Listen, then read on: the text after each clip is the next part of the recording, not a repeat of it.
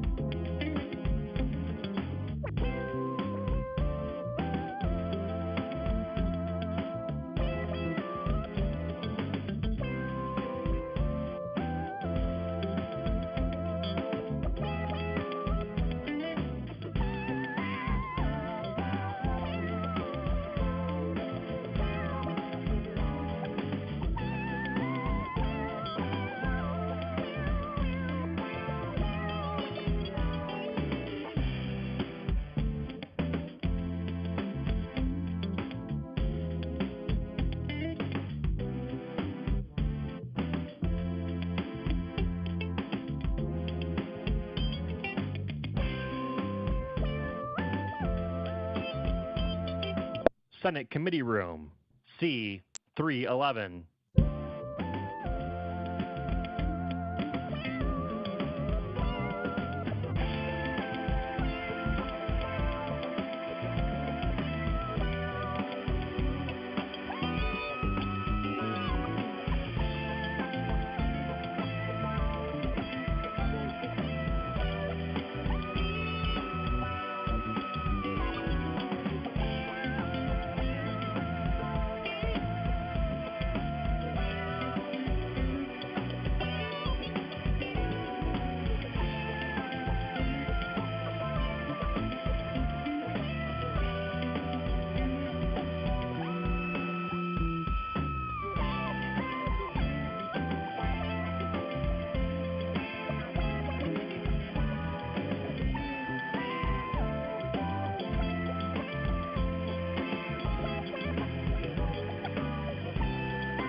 This is the Senate of Virginia, Richmond, Virginia.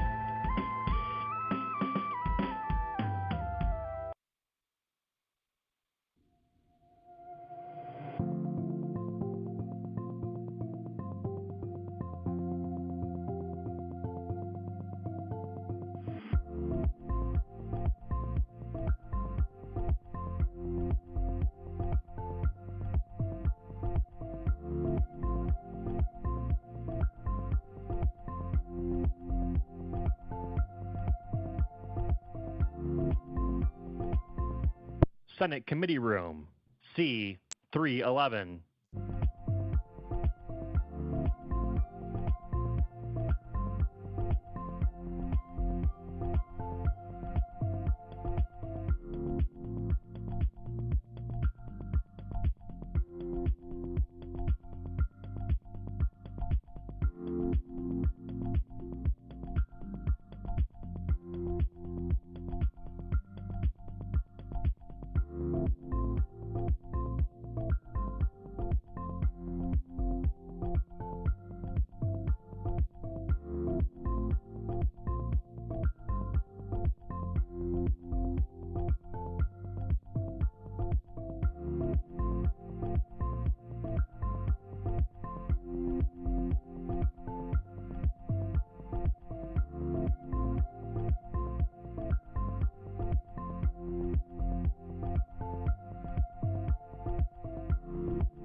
Did you know live Senate video is now available at youtube.com/@Senate of Virginia.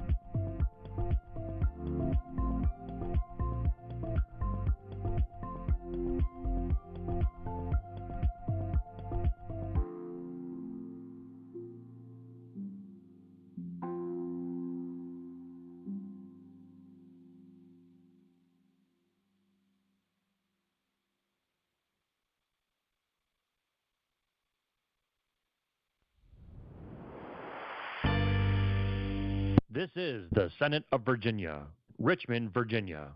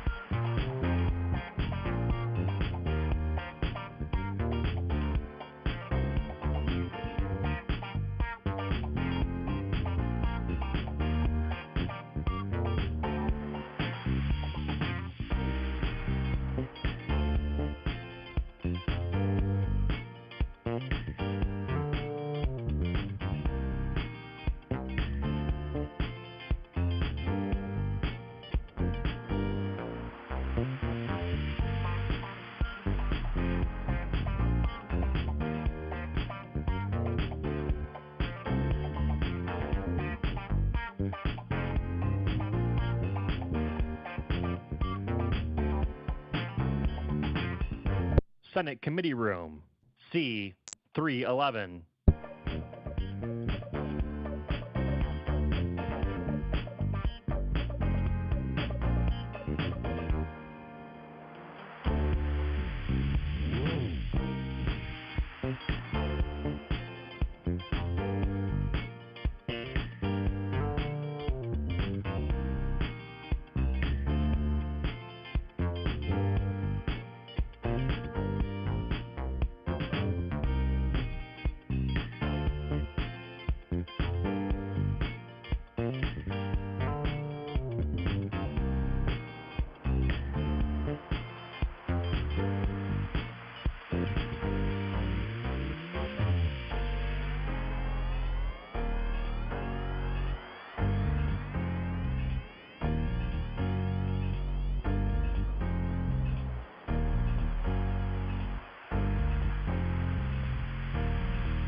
This is the Senate of Virginia, Richmond, Virginia.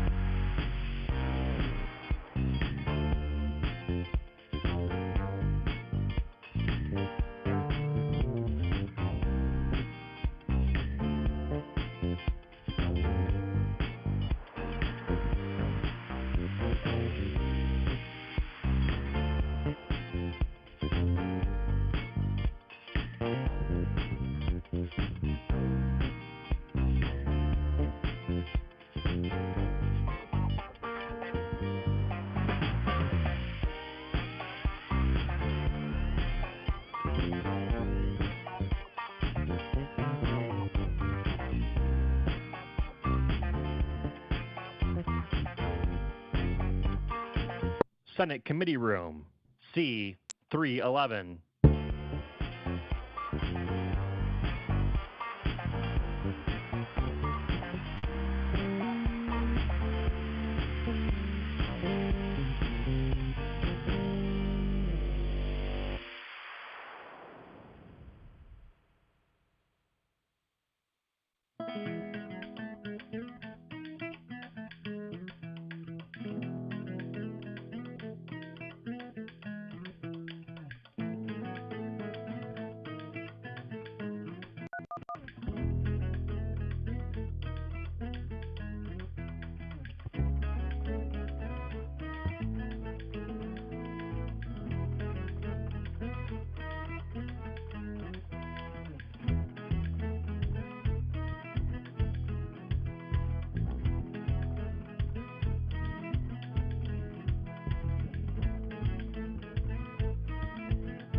Did you know live Senate video is now available at youtube.com/@Senate of Virginia.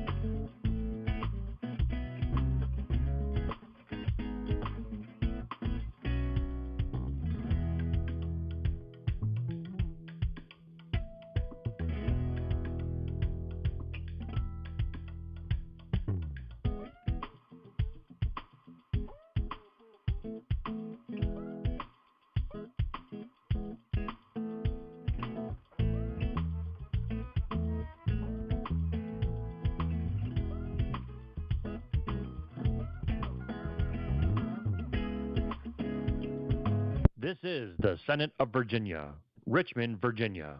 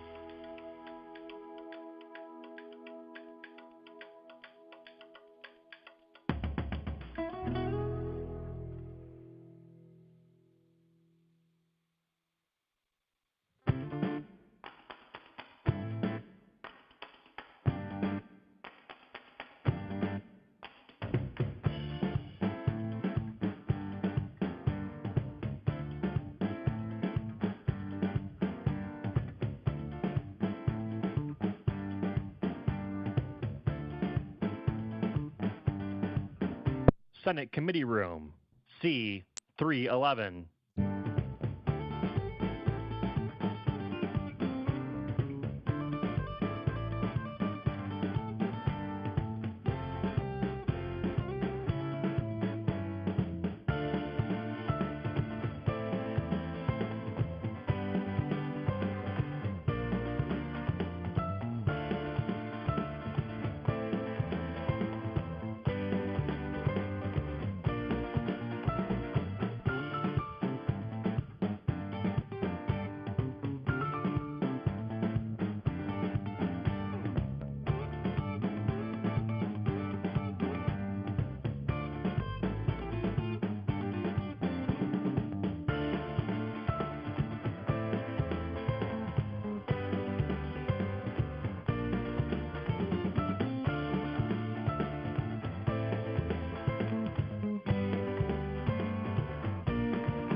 This is the Senate of Virginia, Richmond, Virginia.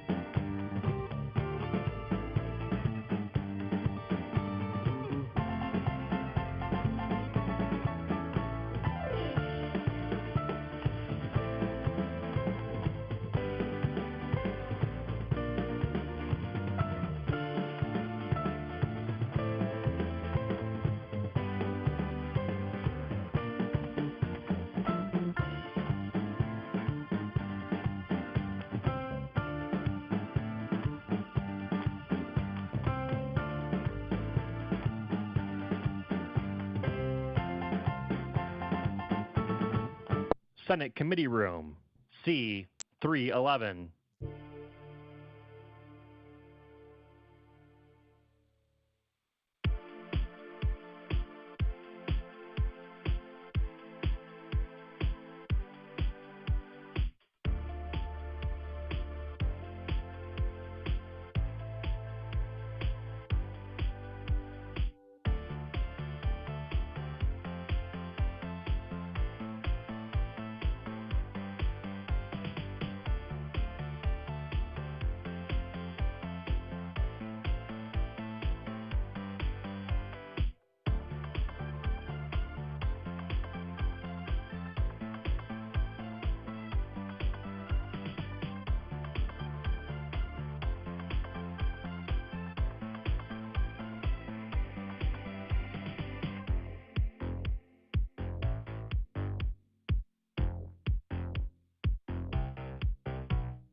Did you know live Senate video is now available at youtube.com/@Senate of Virginia.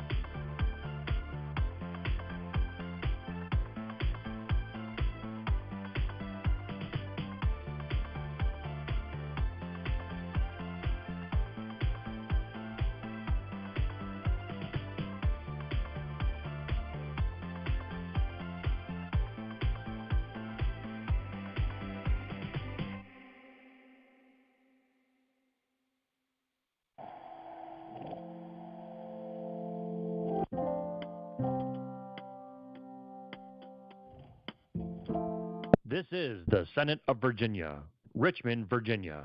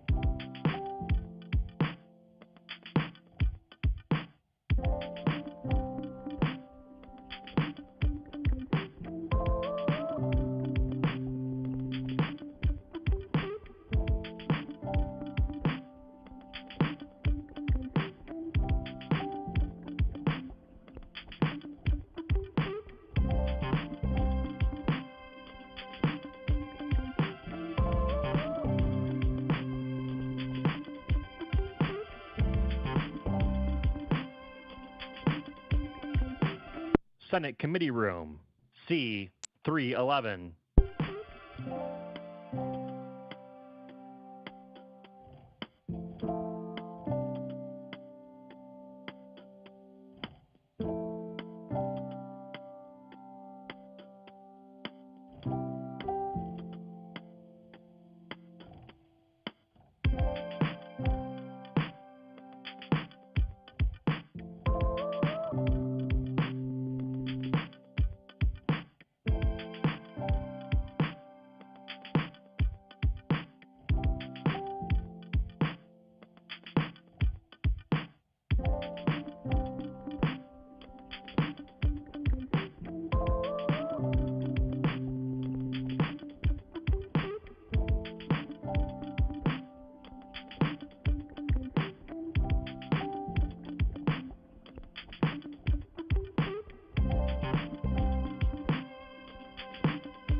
This is the Senate of Virginia, Richmond, Virginia.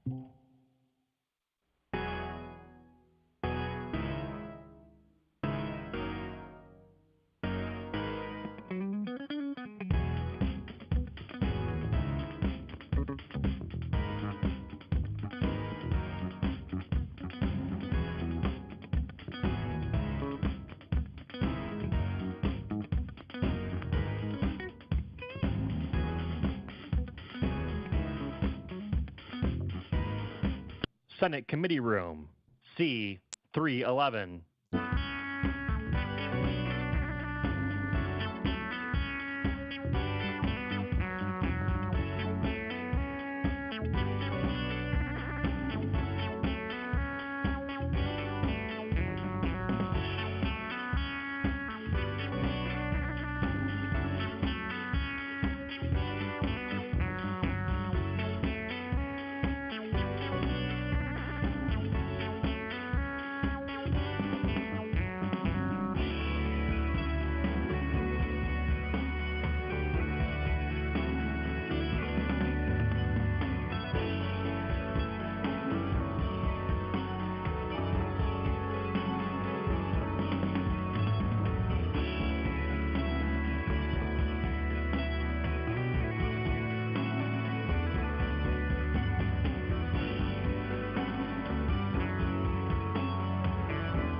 Did you know live Senate video is now available at youtube.com/@Senate of Virginia.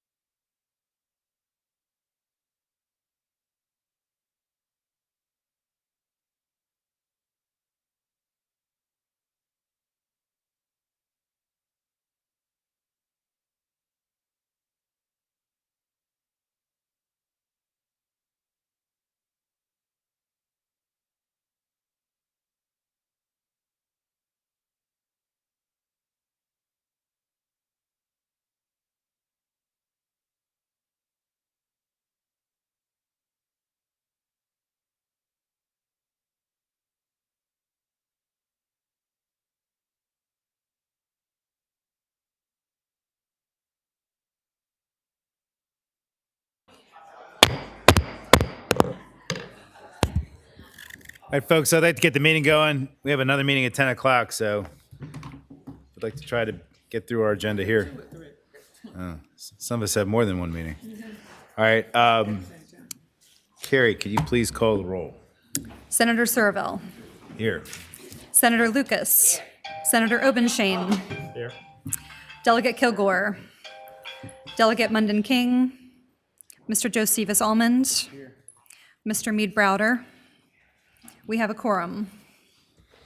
Excellent. Well, welcome everybody to Subcommittee number 4. We had one meeting, I think, was it last week? We met last week, right? Yeah, last week. Yeah, so we're trying to get some few things done. You'll see on the agenda we have looking at some specific language for the IRP legislation and also looking at the Coal and Energy Commission merger language that we looked at last year. So why don't we get on with it? Carrie, why don't you present to us the proposed legislation revising the IRP legislation that we passed last year that got vetoed.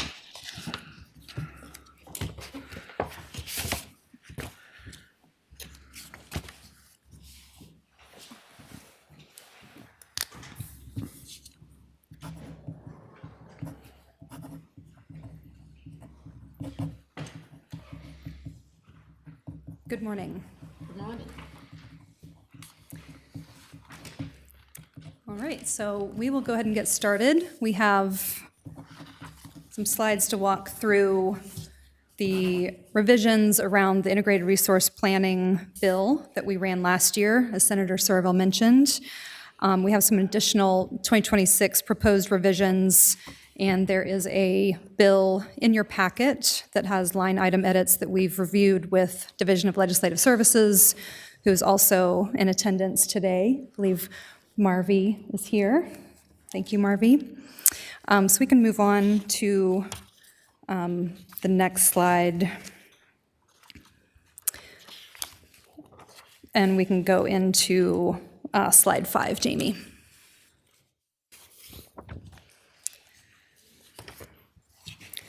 So in the packet, as I mentioned, there's a copy of the bill. We started this research in 2024, and thinking about our changing energy system and long-term energy planning that happens with the largest investor-owned utility, Dominion Energy Virginia, currently.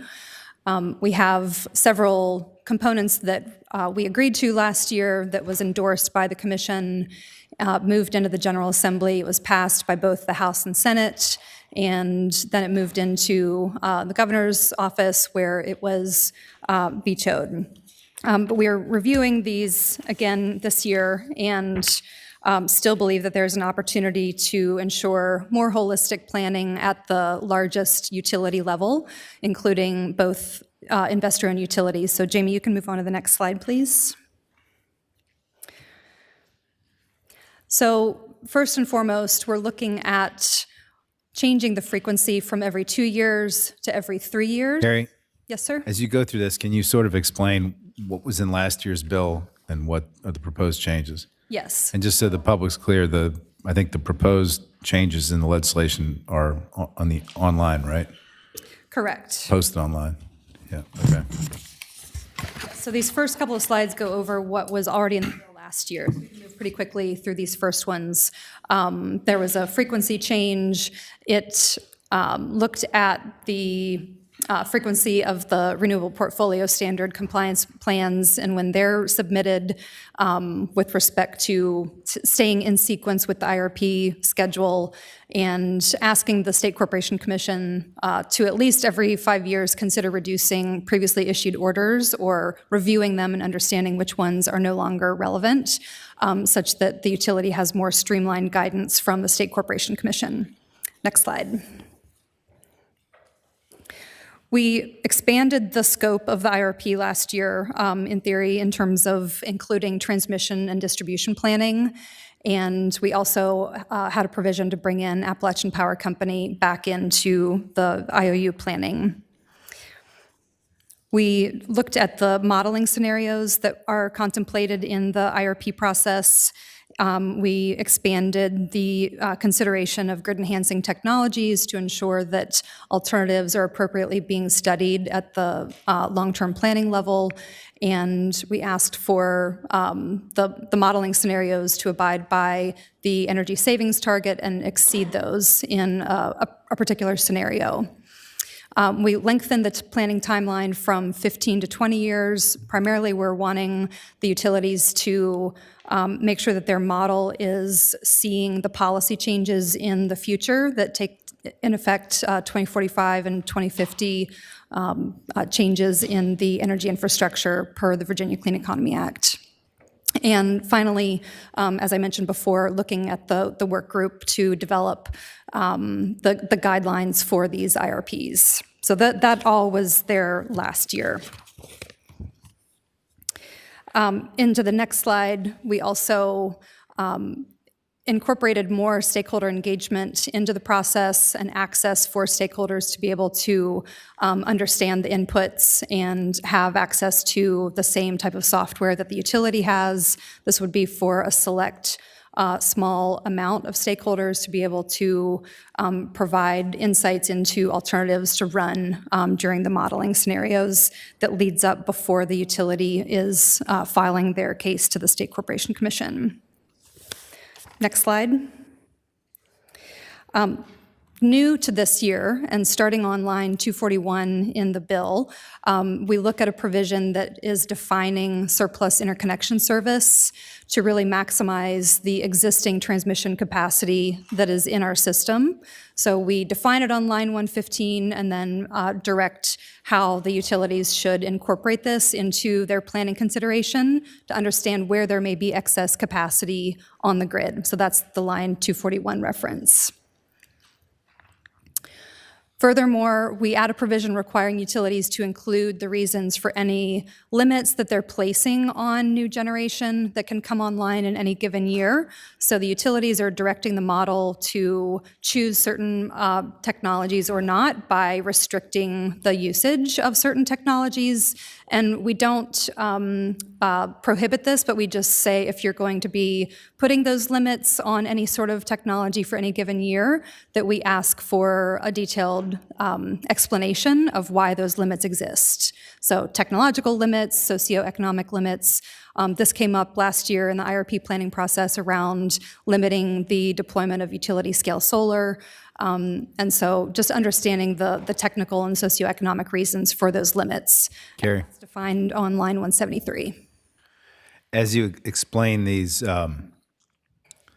additions, can you also differentiate between provisions that have already been endorsed by the State Corporation Commission and provisions that in their most recently approved Dominion IRP decision and the ones that aren't? Yes, we have a complete analysis that shows the distinction. I can provide that after the fact. I believe I'm looking at Jamie, who sort of led the research. So this one was incorporated into the State Corporation Commission's final order in terms of looking at those limits. Right. The interconnect was not, though, right? No, the surplus interconnection service was not incorporated in their final order. Okay. And then we did take guidance from the State Corporation Commission's final order for Dominion's 2024 IRP and add a provision requiring the utilities to incorporate up to 3 modeling scenarios or sensitivities that are identified by the State Corporation Commission staff. So that was in the final order. Put that into this bill.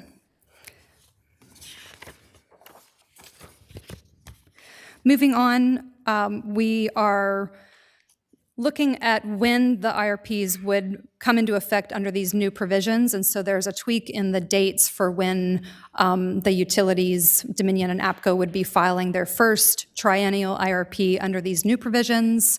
Dominion's would start in 2027. That is I believe, a 3-year time point from which they filed their 2024 IRP. So if you think about this as a new triennial process, and the last one was filed in 2024. The next one for Dominion is filed in 2027. So we basically keep them on that 3-year frequency starting in 2027.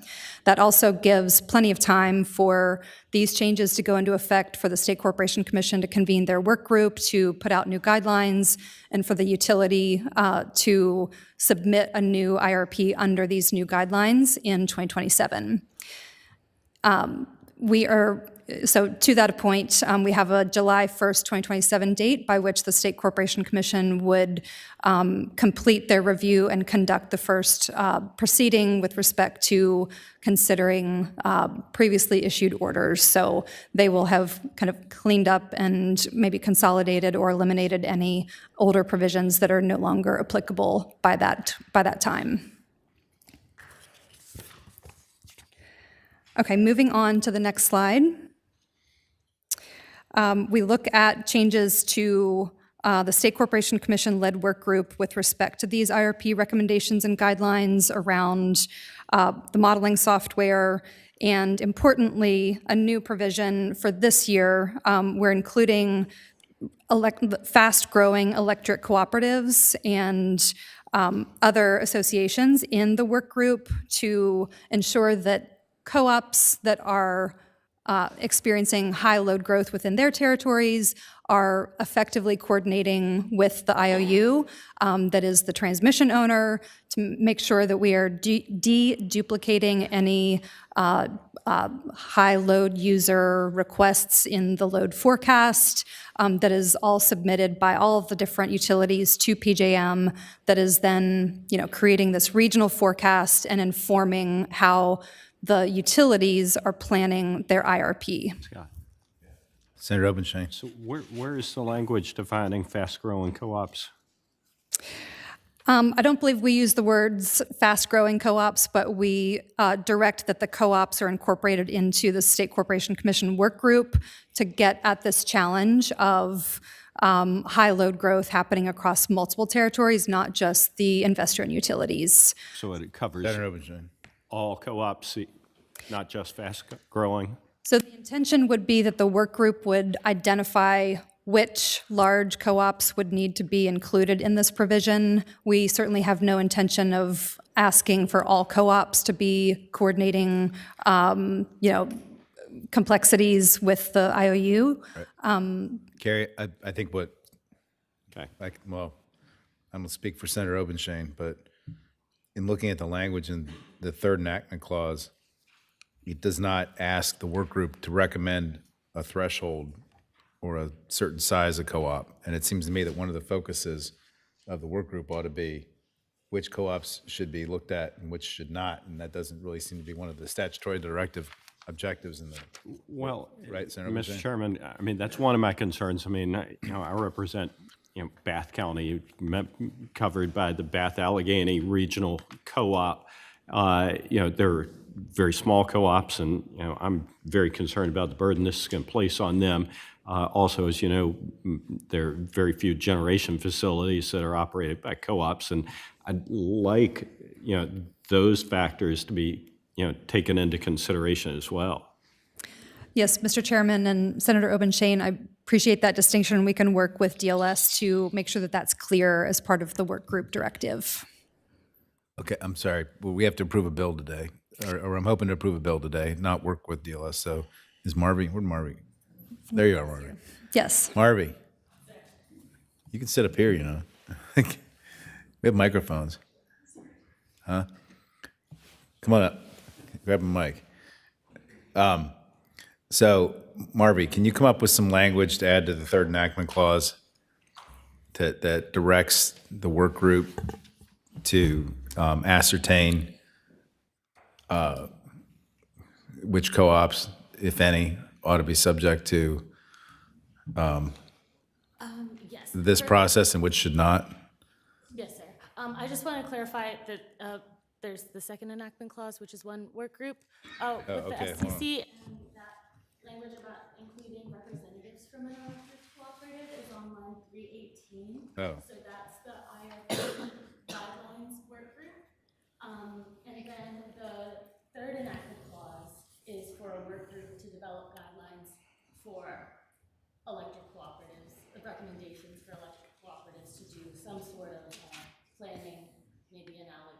Okay.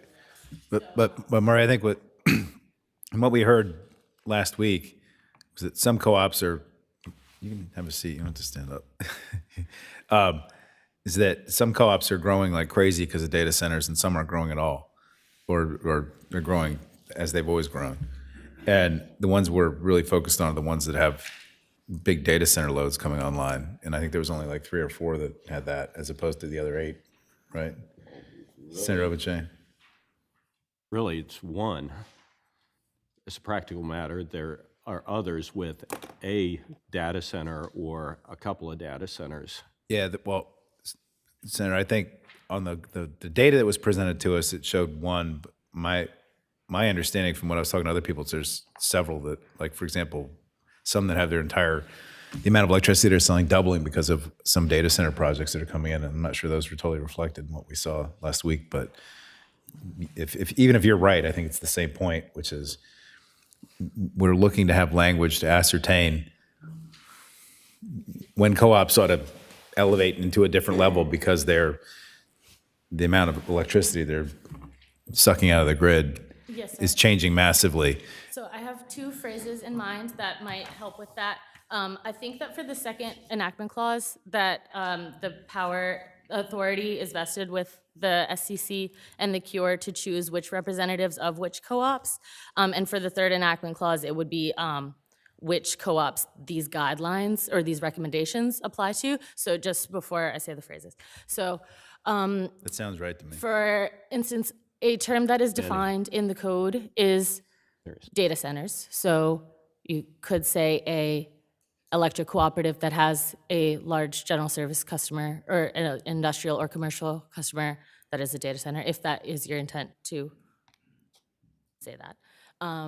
Or another phrase is with a large generation service agreement or for more than 90 megawatts or more than 100 megawatts. Those are both common phrases being used to encompass those customers. So those would be my 2 suggestions. And this would be in enactment clause 3. Yes. And Senator Obenshain also points out the words "if any" need to make sure we're in there. We're not presupposing that there are definitely co-ops that need to be included. So it needs to be clear it's "if any." Okay. So to develop recommendations for ensuring that electric cooperatives that have 1 or more large general service customers with a load of 90 megawatts or 100 megawatts or more is one way that could be. Okay, Senator Obenshain's mic is on. Looks like. No, it's not. But I mean, it's certainly one way to approach it. I just, that does presuppose that they will be covered by the requirement. I thought that what we were looking at was a work group to determine whether or not any should be covered, rather than just kind of building it in that that is going to be the outcome of the work group. I agree with what Senator Obenshain is saying, that part of the charge is to figure out whether or not they should be included. So it's an "if any." Sorry, these mics keep going off for some reason. But it also seems to me it's more a question of, because they're going to experience a sort of order of magnitude increase in their electricity demand. I assume because the data center is probably the only thing that could cause it, but Mr. Allman seems like he has something to add. Mr. Chair, just a thought. You could, instead of just doing it off the size of the data center, you could word it around if load from large general service customers is going to meet or exceed the cooperative's existing load. That might sort of tell you. Or significantly increase. Yeah, that might tell you which ones are sort of growing the largest, or which ones might meet that threshold. I like that. And You good? Mr. Chairman and Yeah. Senator Obenshain, I also want to point out that the work group's directive is to submit a report of its findings back to the State Corporation Commission and the Commission on Electric Utility Regulation by the end of 2026. So that's the deliverable of the work group. I think the intent is for, either further legislation to be considered at that point based on the work group findings, or the State Corporation Commission could take the directive from that point. But there would still be further decision points after the work group is meeting. Senator Obajay? Yeah, I get that, but by creating some designation, I mean, it seems to be directing the work group to, at a minimum, ensure that those co-ops that meet those criteria will be recommended to be included in the report of the work group, which seems to be a change from what we discussed last week, much less earlier than that. So anyway, I agree with Senator Obachay's point that the charge of the work group needs to be whether or not to bring co-ops into additional study, and secondarily, if so, which ones it should be subject to any kind of new requirements. And it's not clear to me that that's necessarily the charge that's laid out in Enactment Clause 2 and 3. So I think we need to clean that up somehow. Marby, is that something you think you knock out in like the next 15 minutes or 10 minutes while we're sitting here? I can work on something, but I just need to know, do we want to change this to recommendations regarding whether electric cooperatives are effectively coordinating electric cooperatives with certain large, which pieces do you want in this? The threshold for which cooperatives is one part, and then whether or not the cooperative is doing grid planning with their transmission distribution service providers? Am I getting that correct? I think so. I mean, the problem is there's some cooperatives that are generating more, are projected to generate more demand than, for example, APCO. And APCO is subject to certain IRP requirements under this bill that the cooperatives are not. And the idea is if they're going to generate, they're going to suck that much energy out of the grid, shouldn't they be engaging in more of the kind of planning that the larger utilities are? That's the idea. And the idea is we need some really smart people to go and look and figure out the best way for us to do that if we want to do that, or if we want to do it, and if so, how do we do it? Because co-ops are different because they're not investor-owned, they're cooperative, they're member-owned, they don't generate a lot of their own electricity, et cetera, and we need to work out those details. And so I agree with Senator Obenshain, the way it's written right now, I'm not sure it seems to presuppose an endpoint, was right? Yeah, and I mean, I don't know why we need to dictate anything to the work group. I mean, we want the work group to, I guess if you want a work group, you want the work group to look at these issues and make recommendations. I don't know why we need to tell them what type of recommendations they need to make. Well, I think there's some minimum things we want them to make sure they consider if they, and report back to us on. That's part of the idea. I don't think this language necessarily restricts what they can look at, does it?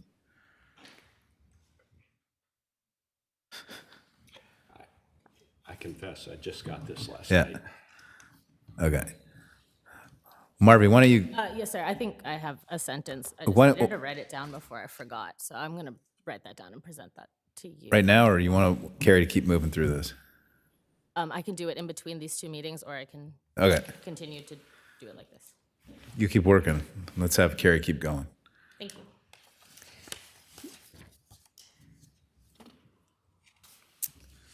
Carrie, where are we? Mr. Chairman, I think we've already gone through slide 12, so I believe we can move into slide 13.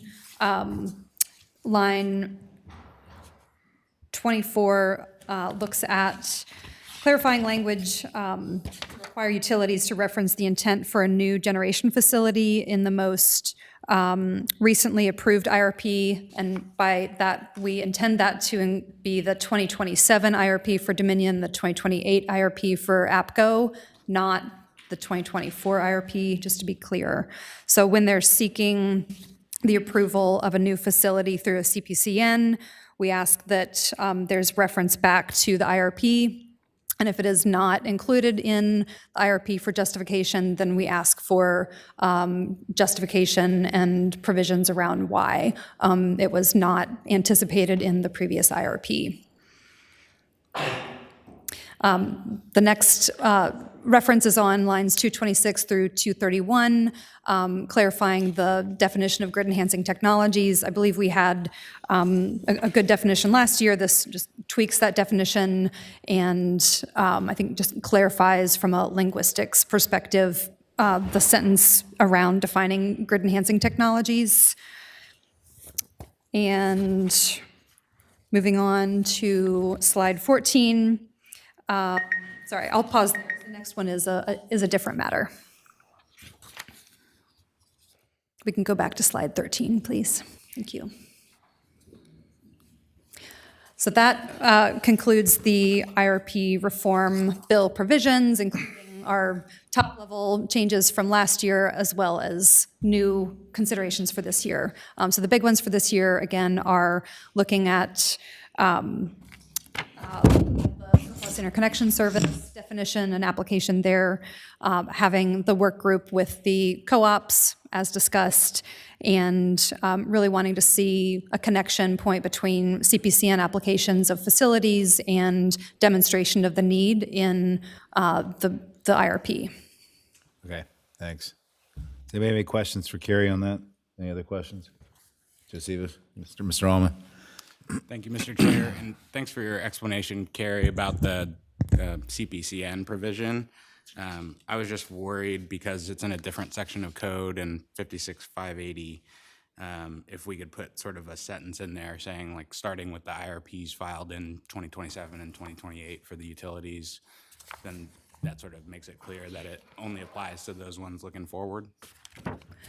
Yes, so we, just to be clear, would go back to line 24, I believe, and we can make that change in the final bill as well. So, Marvy, that is just clarifying that this provision around CPCNs and the petition for permits would take place no earlier than the filing of the 2027 and 2028 IRPs. Thank you. Any other questions?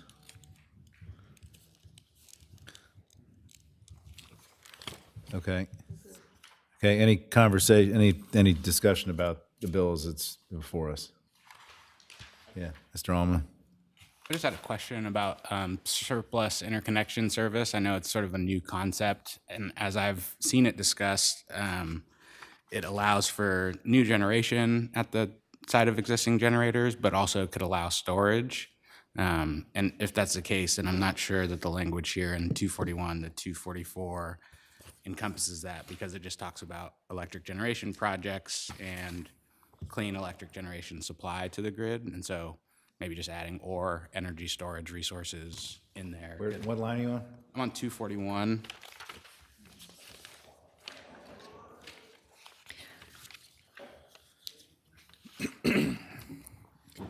We're on 241.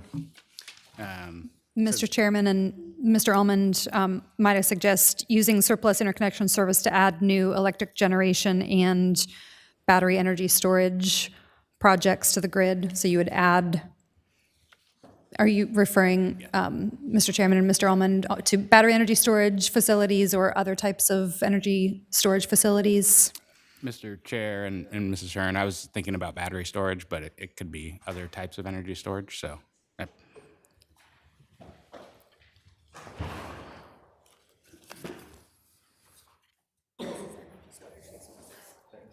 Mr. Chairman, I believe Marvy has a definition to be Okay. with Marvy, you have a suggestion there? storage resources. In 585.5, the RPS, I think it says energy storage resources. Okay, so where are we talking about adding words exactly in here? Mr. Chairman, on line 241, it would insert the phrase energy storage resources after new electric generation. So it would say new electric generation and energy storage resource projects to the grid.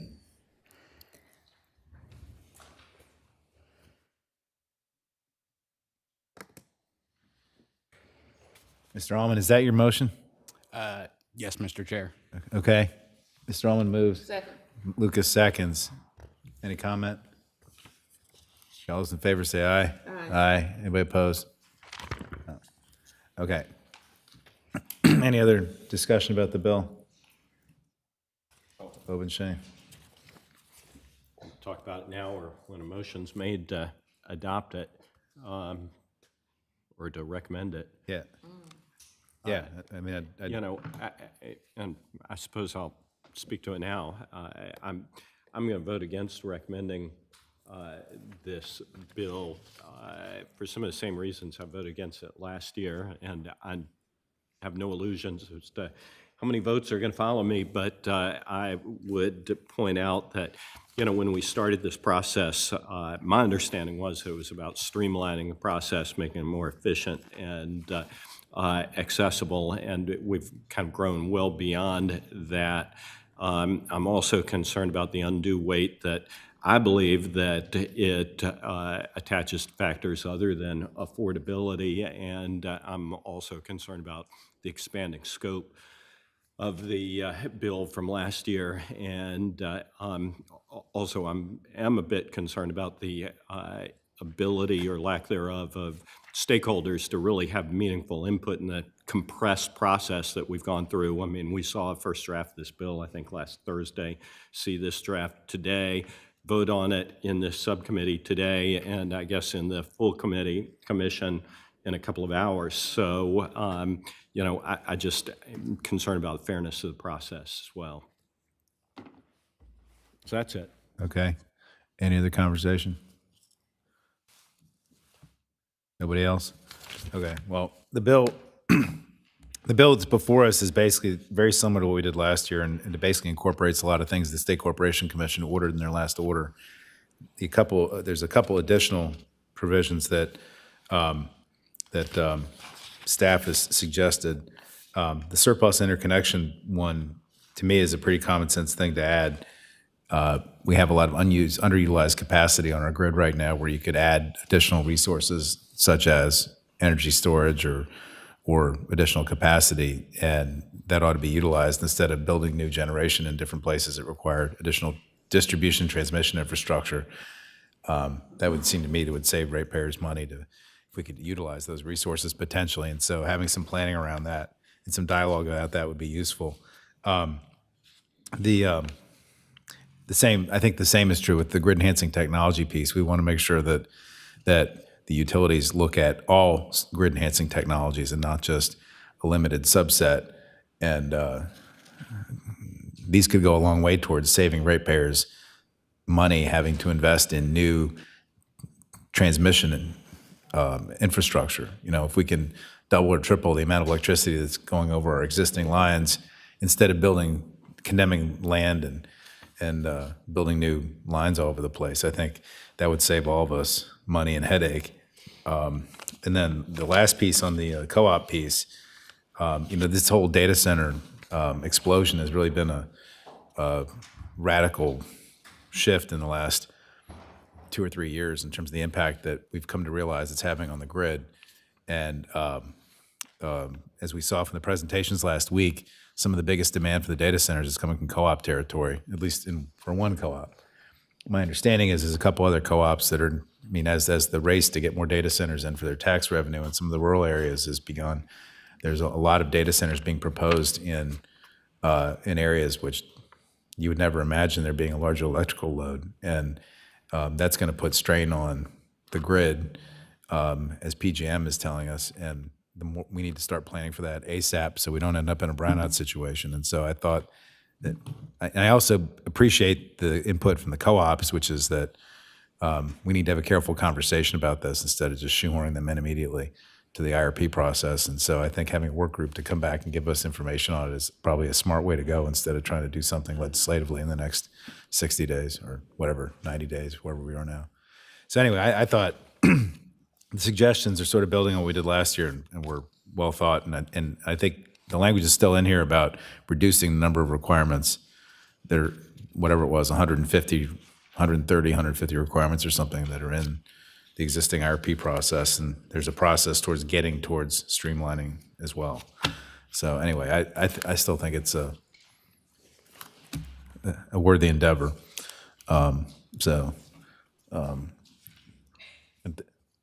Is there a motion that we recommend it to the full commission? Yes, so moved, Mr. Chairman. It's been moved and seconded. Is there any further discussion about it? Doesn't look like it. All right. All those in favor of that, say aye.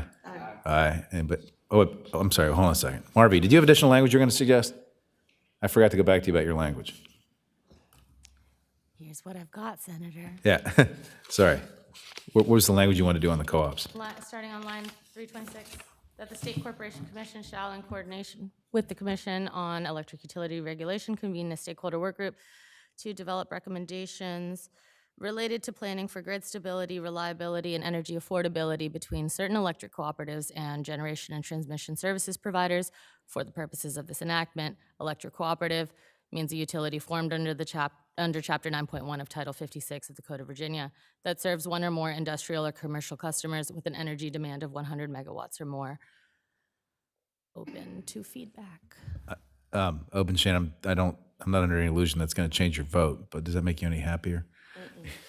Less unhappy. Okay, so basically, it asks them to look at co-ops that anticipate having a industrial use of a certain size.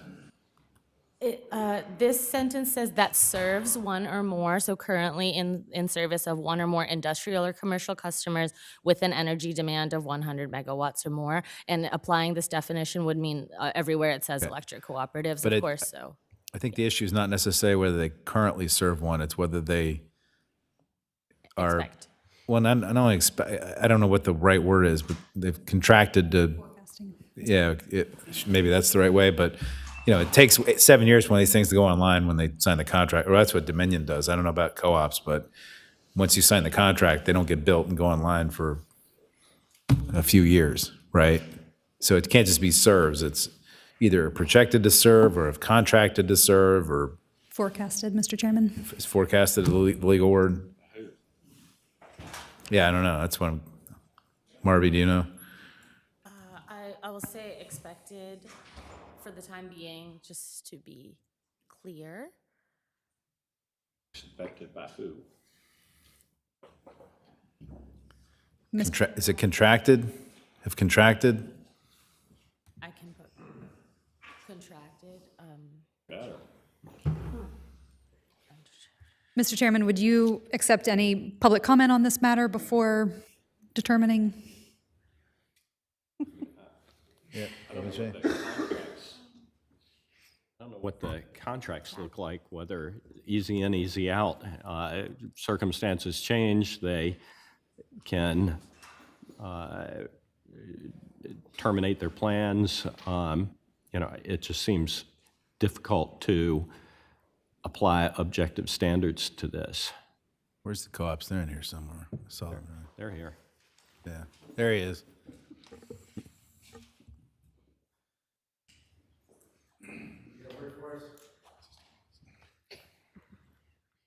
Mr. Chairman, Kyle Shreve on behalf of Virginia's Electric Cooperatives.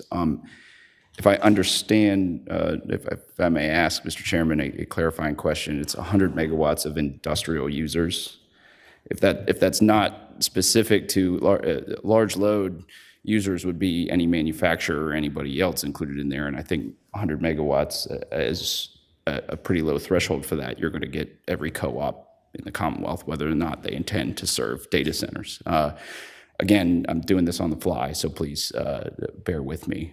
We don't necessarily, we don't oppose the idea of a work group. We think it's a decent suggestion, but these are some of the details that we hope to work out as we go through, because we do have questions on scope, what exactly, size, all the things that may be requested as inputs.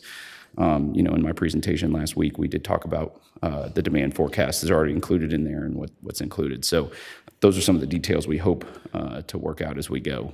Do you understand do you understand what we're asking right now, though? I'm sorry? Do you understand what we're asking right now? Yes, you're just asking how we may participate in the IRP planning process as we go. No, we're looking for one word. When a co-op signs up somebody, but they're not online yet, what's the best word to reflect that? Contracted, forecasted, expected?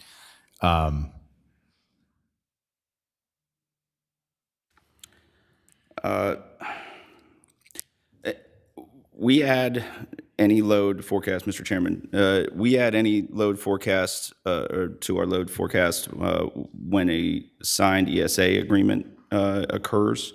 So forecasted it would work too? It could be the right word, or a potential new large load member could be in there. Again, I'm doing this off the top of my head, Mr. Chairman, I apologize. So there probably is a term of art there that we could work on when it comes to contracted. But again, that could be any large load user and not necessarily just a data center. Okay. Senator Obajane? Would that capture agricultural industries, 100 megawatts? Mr. Chairman, it potentially could. I mean, depending on which user you're talking about, what kind of manufacturing. Again, each industry or each facility, large load facility, it depends on that given user and how much they project to use. I would also say that, again, that peak demand is something you'd want to look at rather than, obviously there are fluctuations in every large load user, and that's going to depend on the industry as well. Okay.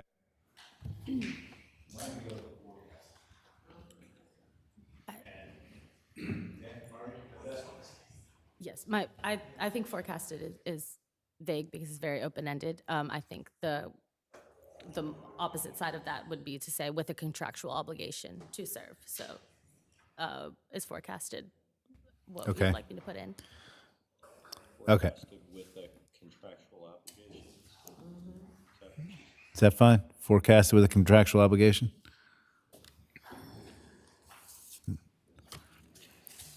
Got it, Marvy?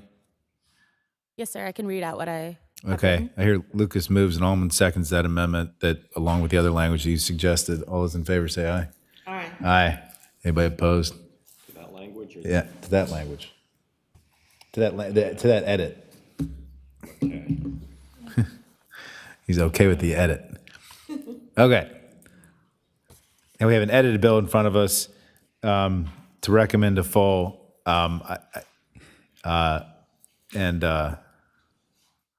I'll think about whether we take this up in full or not. But in any event, Lucas had previously, I think, moved to recommend it to full. Almond had seconded that. All those in favor of that, say aye. Aye. Aye. Anyway, all those opposed? No. One no. Okay, so note to no for the record. Okay. I don't think we're going to be able to get to the next bill, given our time constraints. We have to start full committee in 2 minutes, full commission in 2 minutes. So we'll come back to that. And I think there were some other people that had feedback about it. But I would encourage everybody to look at the bill about merging the coal and gas commission with the CEUR. And if you have feedback on that, get that in. We've already received a little bit of feedback in the last 24 hours about it. But please get that back to us in the meantime if you have specific edits. I think that's, do we have to take public comment? Do we have to? Mr. Chairman, that is your call. Yeah, we don't really have time for public comment today. We just took it last week too, so. Having said that, I'm going to ask that the subcommittee adjourn so we can get on to the full commission. So committee's adjourned, subcommittee's adjourned.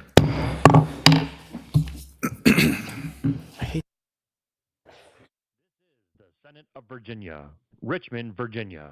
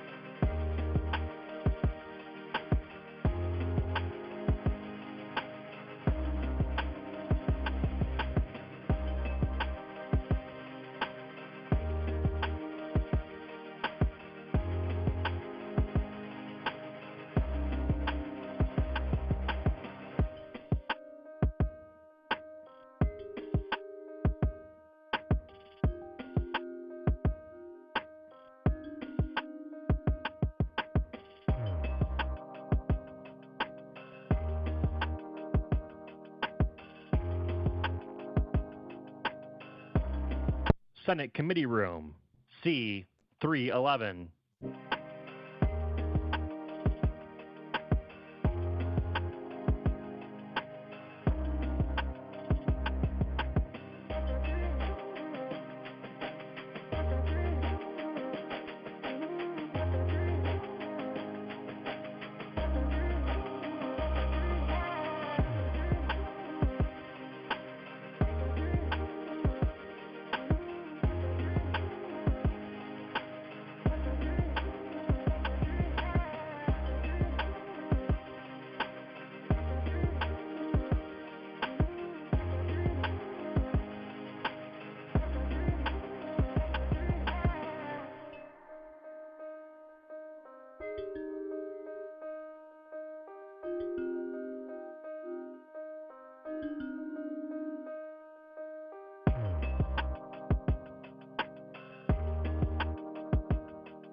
Did you know live Senate video is now available at youtube.com/@Senate of Virginia.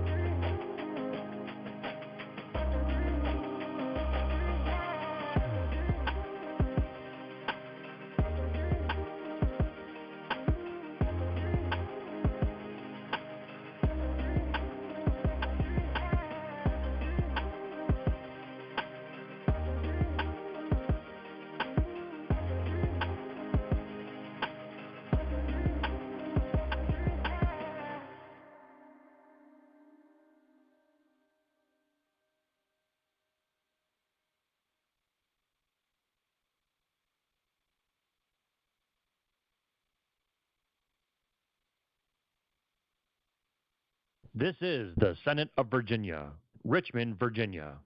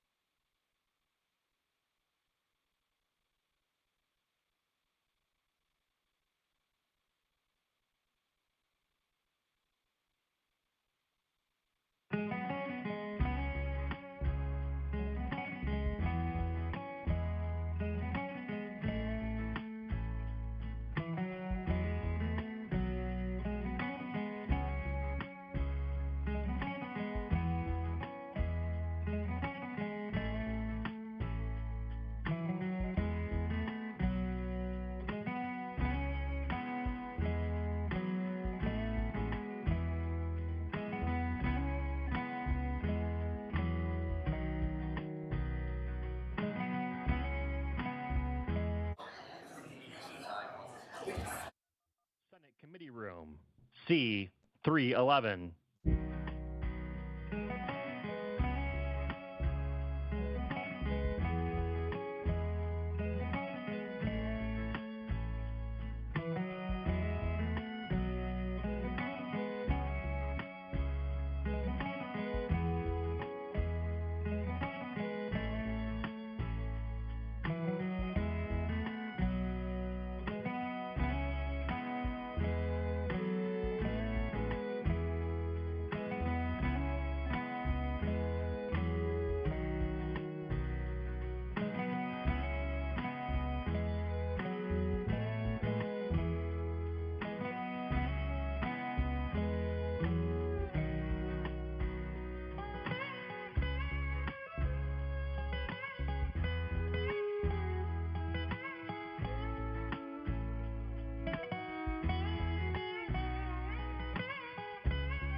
This is the Senate of Virginia, Richmond, Virginia.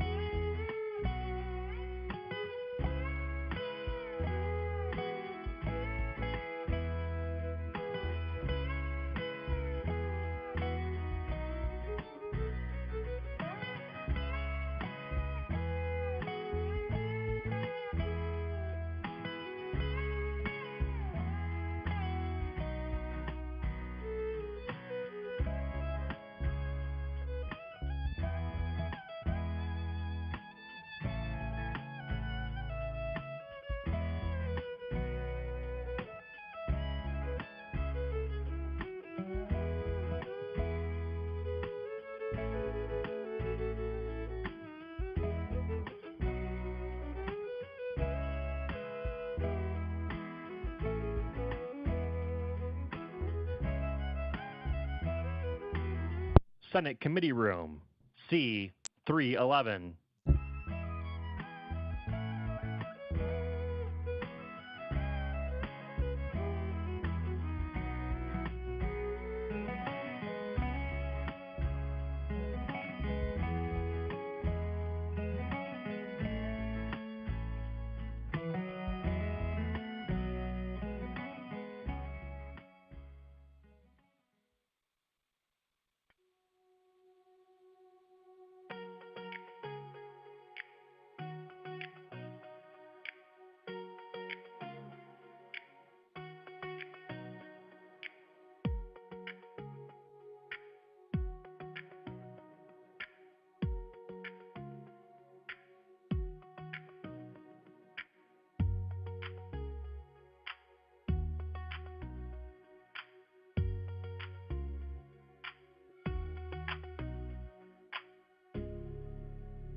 Did you know live Senate video is now available at youtube.com/@Senate of Virginia?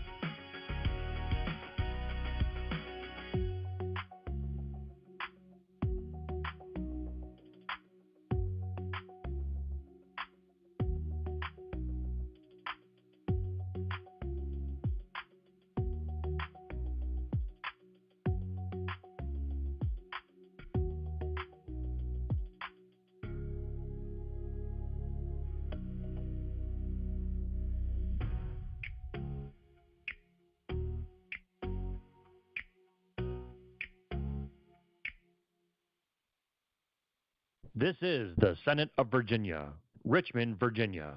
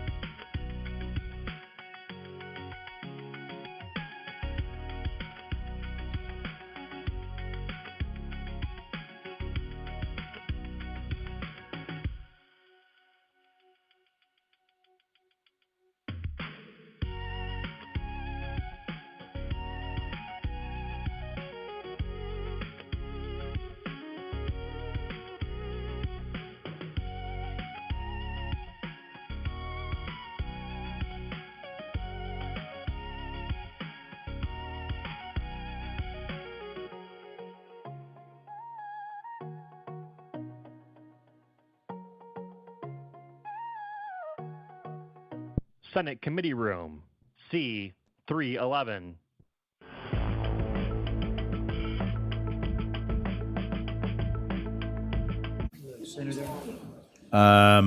Where's Carrie? Carrie, can you call the roll, please?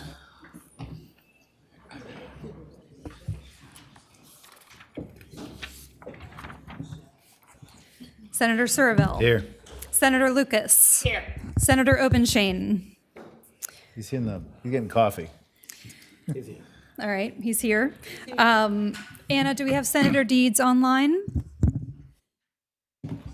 We'll come back to Senator Deeds. Delegate Kilgore. Speaker Scott. Present. Delegate Sullivan. Here. Delegate Webert. Here. Delegate Herring. Here. Delegate Munden King. Mr. Browder. Here. Ms. Rasnick. Here. Mr. Almond. Here. Mr. Lynch. Here. Mr. Chairman, we have a quorum. Great. Thank you, Carrie. So, folks, I'd like to welcome you to our November meeting of the Commission on Utility Regulation. On our calendar today, we have an update from the director about LIHEAP funding, a State Corporation Commission presentation. We have a revised bill on IRP planning that myself and Delegate King carried last year. We just approved a version of that out of Subcommittee number 4. I'm going to ask Carrie to present that bill, but I'm going to ask that we defer actually approving it from the commission until we can actually see the words we approved on paper at our next meeting, which should be a very short discussion.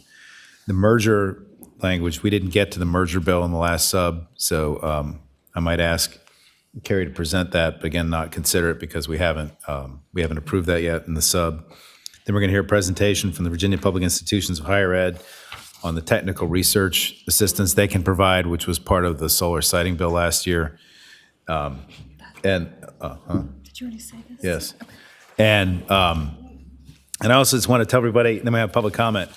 Our last meeting, final meeting in December is going to be jam-packed, and it's going to take a while. We have recommendations coming from each of our subs. I think Delegate Sullivan is working on you're working on solar and storage. And Yes, several bills in solar yeah, and storage. there's going to be some big bills on that. I think we're working on recommendations from the Advanced Energy on geothermal, on nuclear recommendations. Then we have these two things to look at from Sub 4. We're also having a meeting about some demand response plans on data center policy next week on Monday to consider. So the December meeting is going to be busy, and it's going to take more than 2 hours. I'm just warning everybody of that now. So having said all that, why don't we get on with your update? Carrie, you want to talk to us about the shutdown's effects on LIHEAP?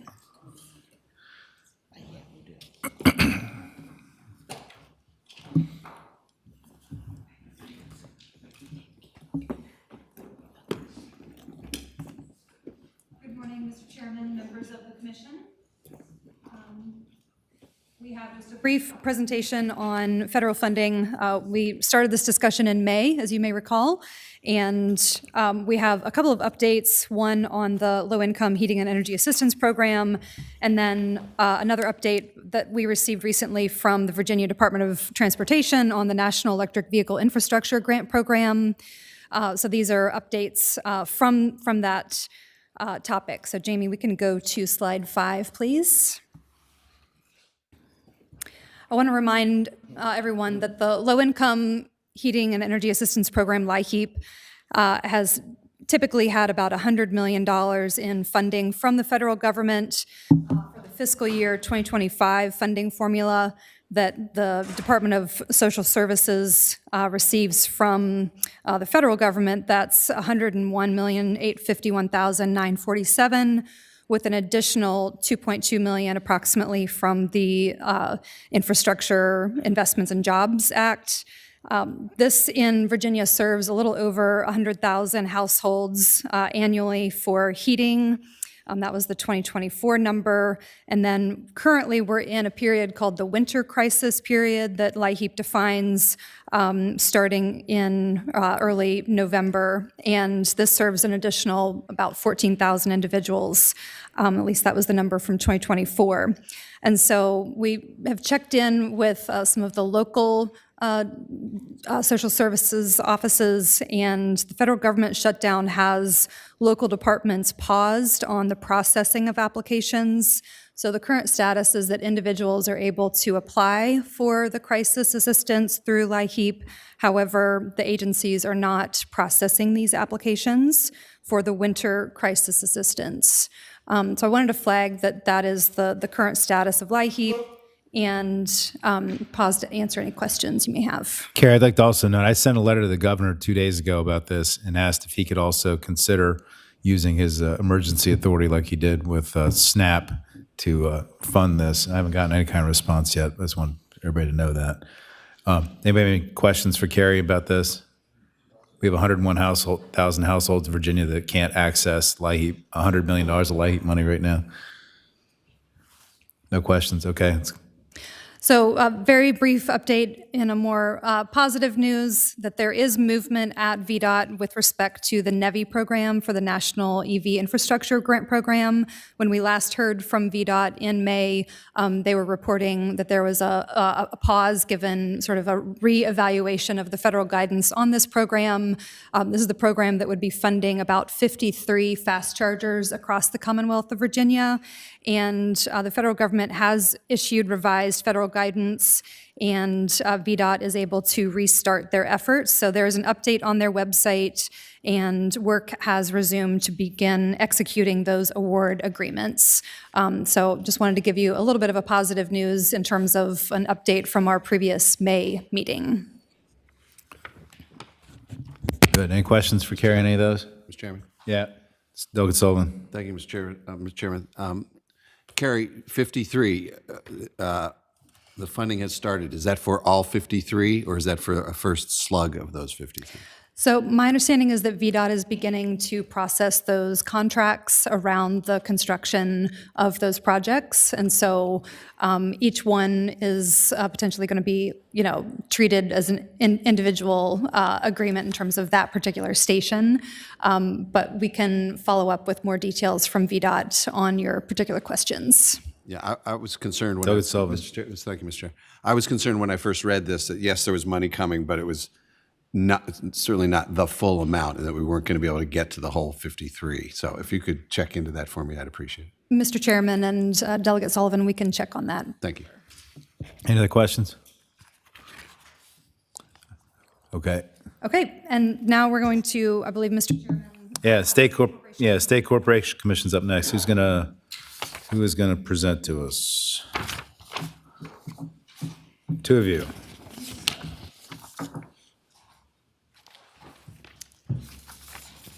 And I think this is your, annual statutorily required report to us, right? Yes, sir, it is, Mr. Chair.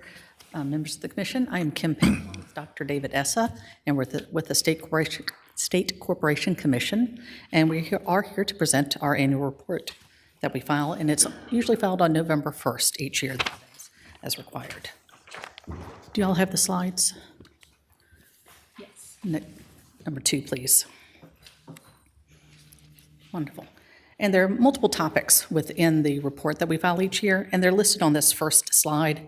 And we are going to go through just a few of them today, including the report background, the rates and capital outlook, as well as the stakeholder meetings that we have.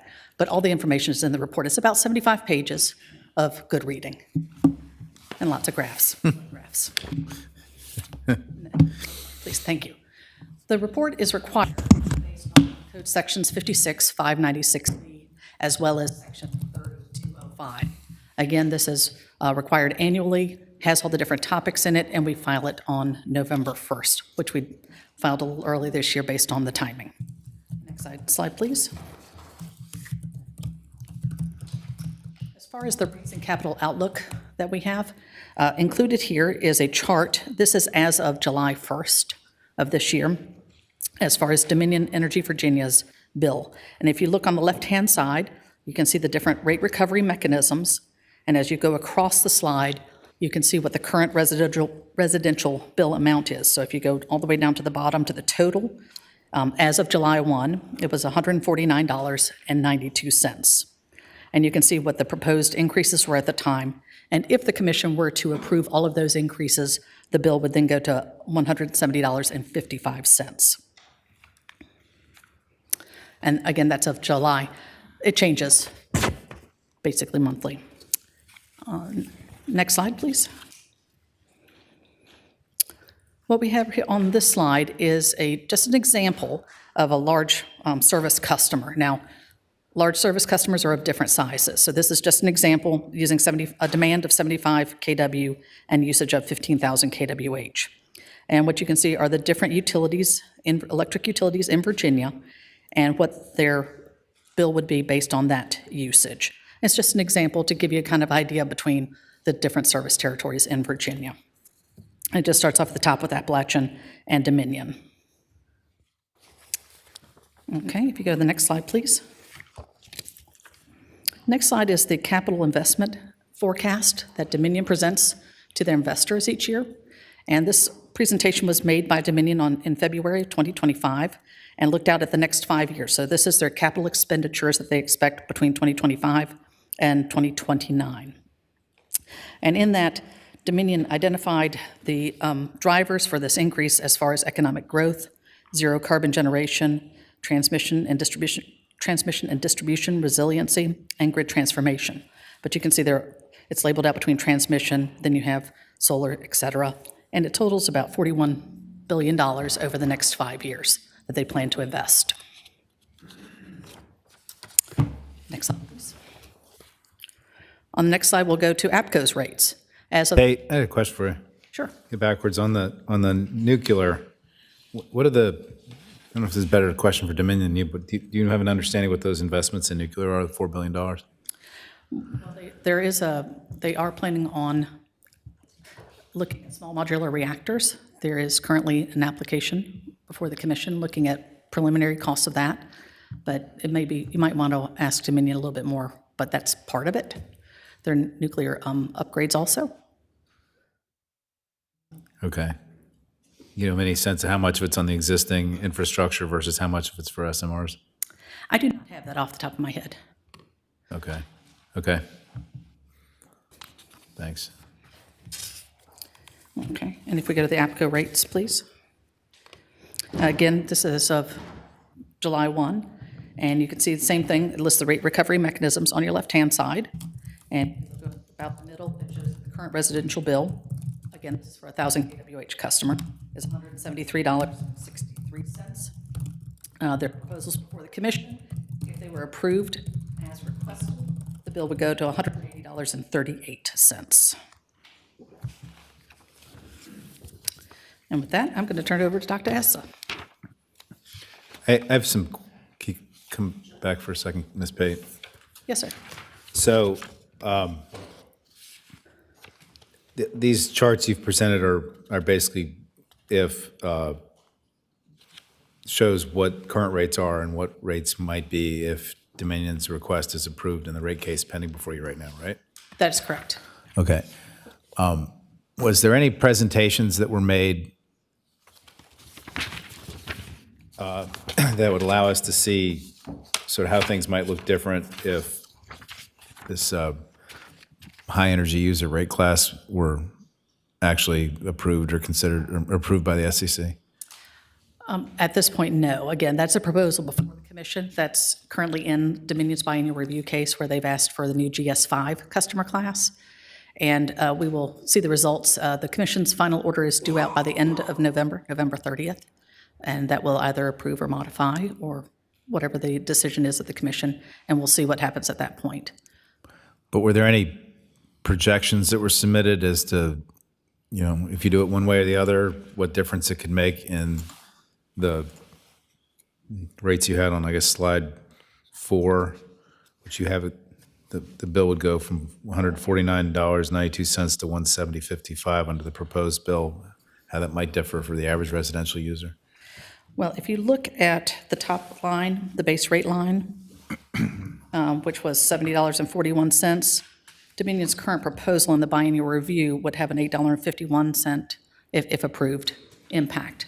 So that includes investment that would be made in future large load factor customers, as well as additional revenues to be collected from them based on the current class cost of service study or how it's allocated. There's no projections in how it will impact the allocations going forward. We'll see that in the next biennial review. If the commission approves the GS5 case, we will see that in 2 years. Okay. Okay. Mr. Chair. Yeah, who is that? Oh, Weber. Yeah. Question for the SEC. On the, I guess on the bottom, you've got rider A5 RPS VCEA, and you've got 3 riders. What are those riders? I'm sorry, which slide are you on? Page 7. Page 7.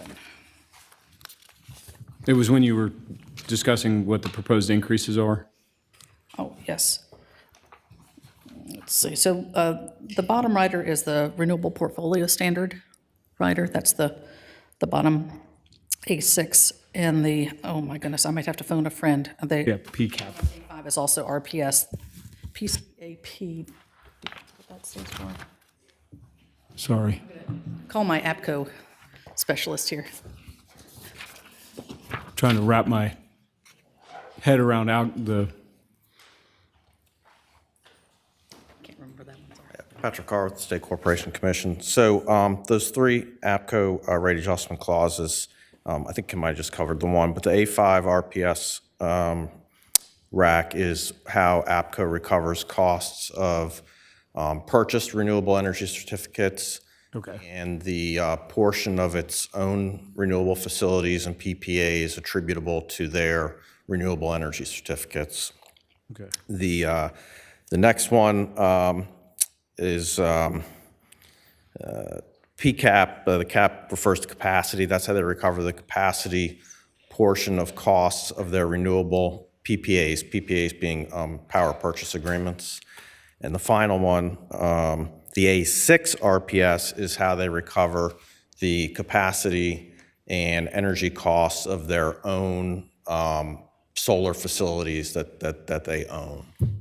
So, and it's split up that way because under the VCEA, certain customers pay for, some costs but not others. So that facilitates that. Hold on. Sorry, Mr. Chair. So this is just, some of these costs don't necessarily go on certain bills. Like some of it's residential, some of it's Potentially. high energy. APCO, I believe as of today, does not have any accelerated renewable energy buyers. Those are the customers who will typically maybe not have to pay for certain of these. So this is set up for, kind of if that were to occur. Okay. Thank you, Mr. Chair. Yep. Okay. Next. Good morning, Mr. Chairman and members of the Commission. David Essa with the Commission staff. And I am going to be addressing the stakeholder meetings portion. That's primarily handled by my division, the Division of Public Utility Regulation. So beginning with the energy efficiency meetings, the Commission continues to conduct these meetings for Dominion and APCO through the independent monitor that runs these stakeholder meetings.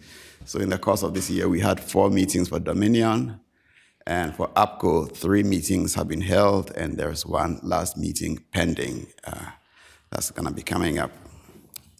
And then the other stakeholder meetings covered in the report are the stakeholder work group that was organized to examine the feasibility of establishing an carve-out for geothermal heating and cooling systems. And this activity was completed, and the report was submitted to the Commission on December 1 of 2024. And, the details will be found in the report, but it's identified, factors that influence the feasibility of having this carve-out.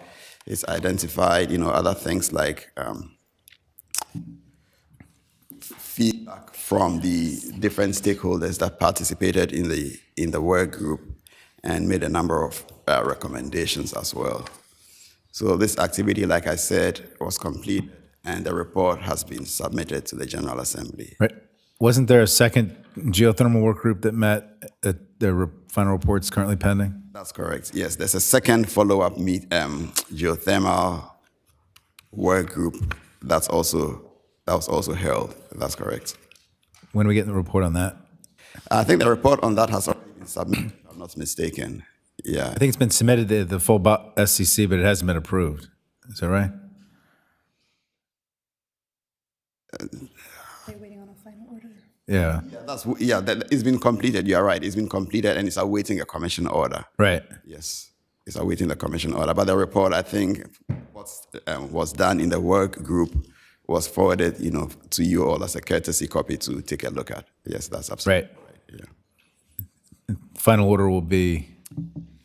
I'm not exactly sure when that's going to be issued. By the end of the year? I would hope so. I cannot speak for the commission. Okay. The commission, but yes, I would hope so. Okay, and are we going to expect any additional work product on the energy efficiency meetings for us to consider before the end of the year? I'm trying to think of when the independent market monitors report comes out. Alison, do you happen to know? I may have to call on a lifeline for that. Are we expecting any significant? No, not further reports. Yeah, so I doubt that you'll be getting anything before the beginning of the next session. Okay. On to the next slide, please. So the other stakeholders session or work group that was held was one to establish a single cost effectiveness test for proposed energy efficiency programs. And with that, it was run through a commission case that was established. That's the case number that you see there. And the final order was issued September 16th, as you can see, and it's intended to become effective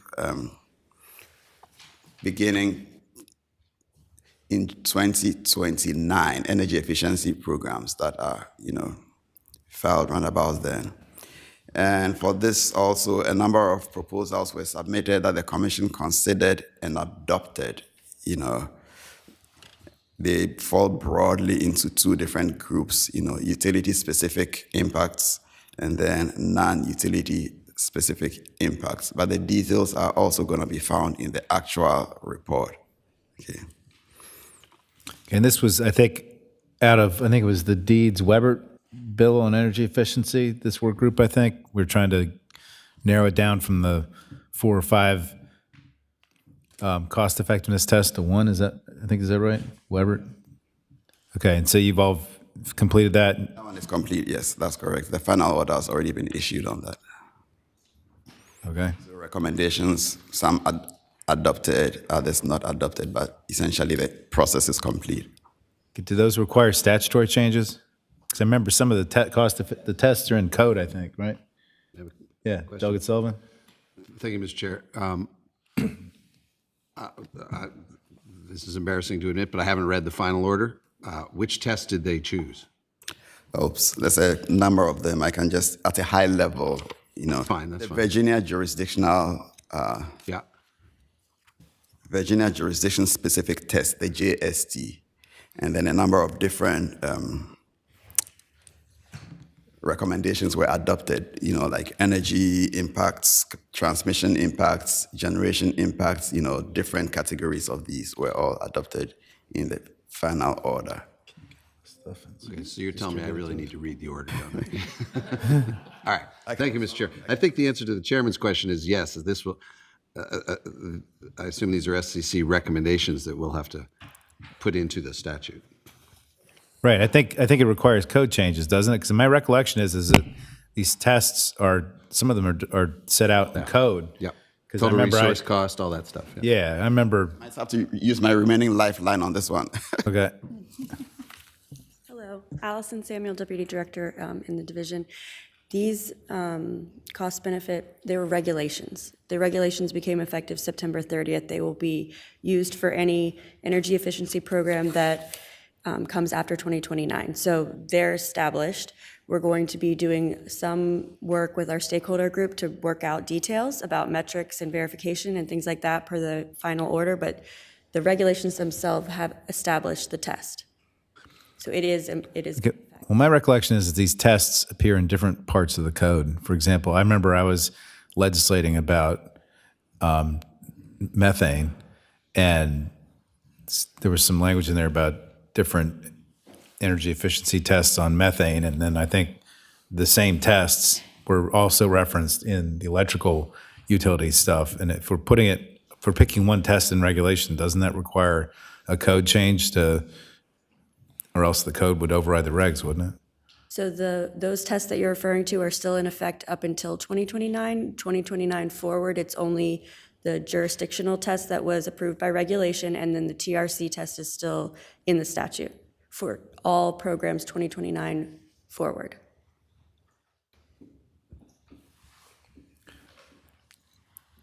Okay.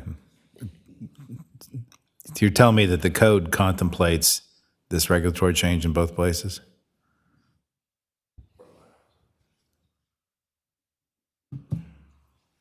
I don't know if it. All right. Well, we can look at that offline. We don't need to answer that right now, but anyway. I remember the governor's office not liking one of my tests. They thought it was, where's Jesse? Where's Mr. Lynch? Is he down there? He is. Mr. Lynch told me the governor didn't like one of my tests, and we took one out to avoid a veto. I remember that.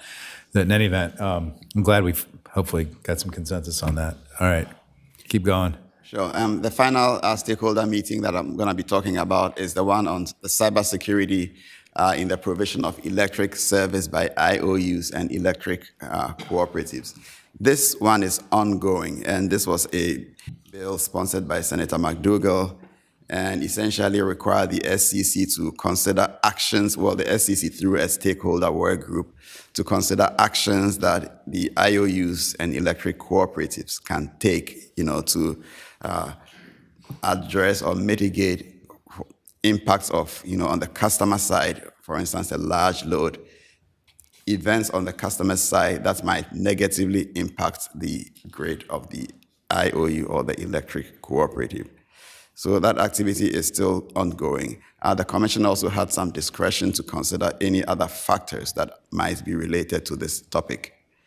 So we've held work group meetings, and the Commission staff is currently developing the staff report that's going to be sent to the Commission.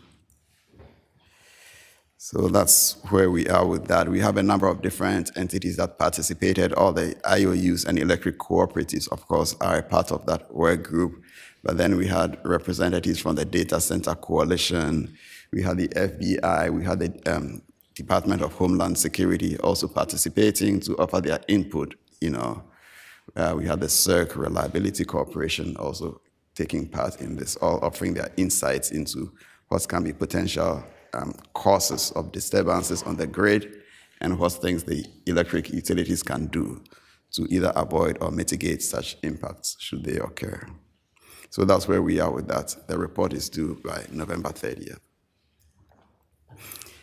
Any questions on these two topics, either the stakeholder meetings, or actually I think there's one last slide. I'm sorry if you can move on to the last slide. And this is more for informational purposes, okay? The Commission has just issued an order for a technical conference on large load flexibility. So it's intended to address this ongoing discussion about the impact of large loads on the power grid. This is a follow-up to a first technical conference that was held by the Commission. You might remember back in 2024. So as a matter of fact, it has the same case number. Commission docket number is the same, PUR 2024-00144, and it's planned for December the 12th.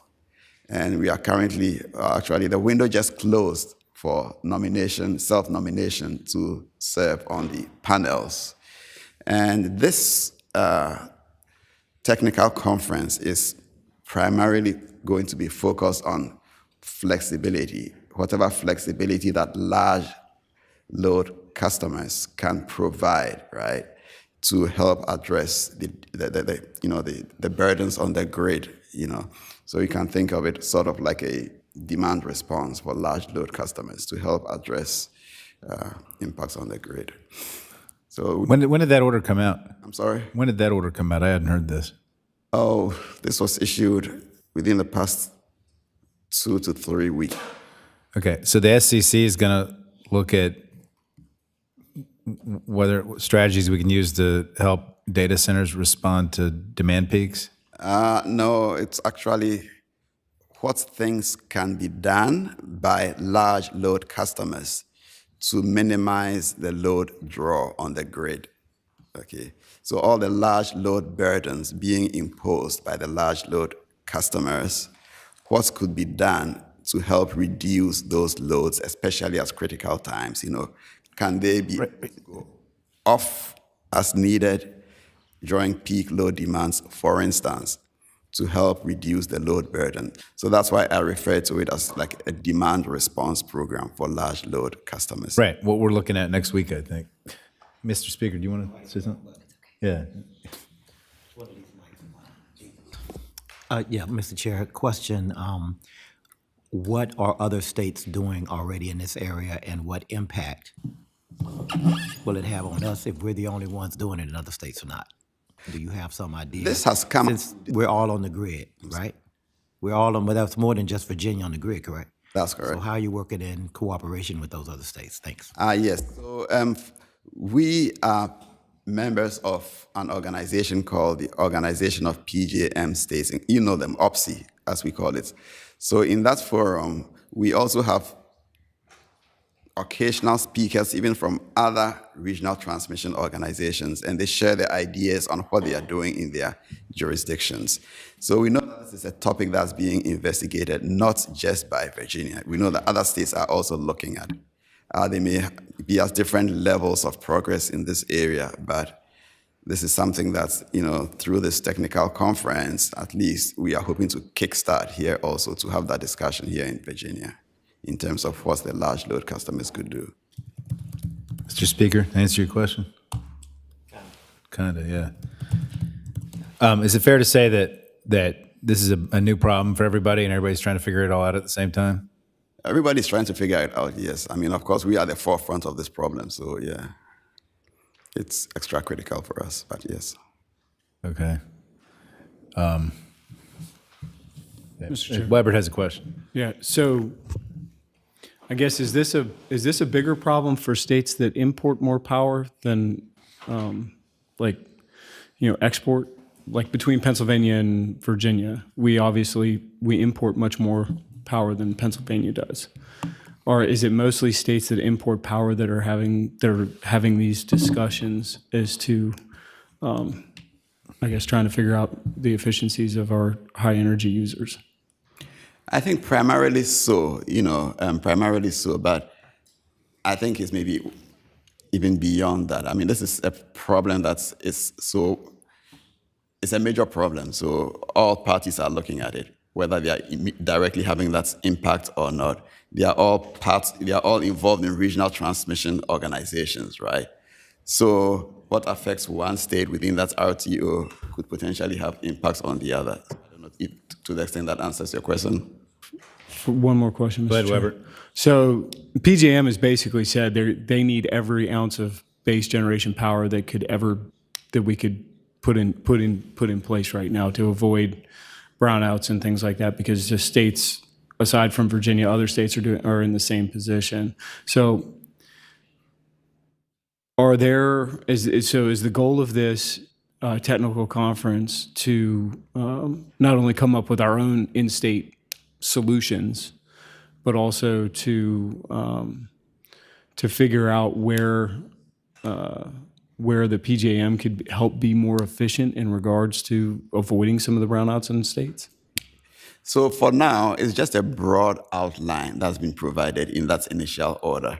What characteristically happens, right, is that the commission would follow up with a subsequent order that puts more flesh on what's going to be discussed. And there we can actually see the details of what the commission might be looking at discussing during those sessions.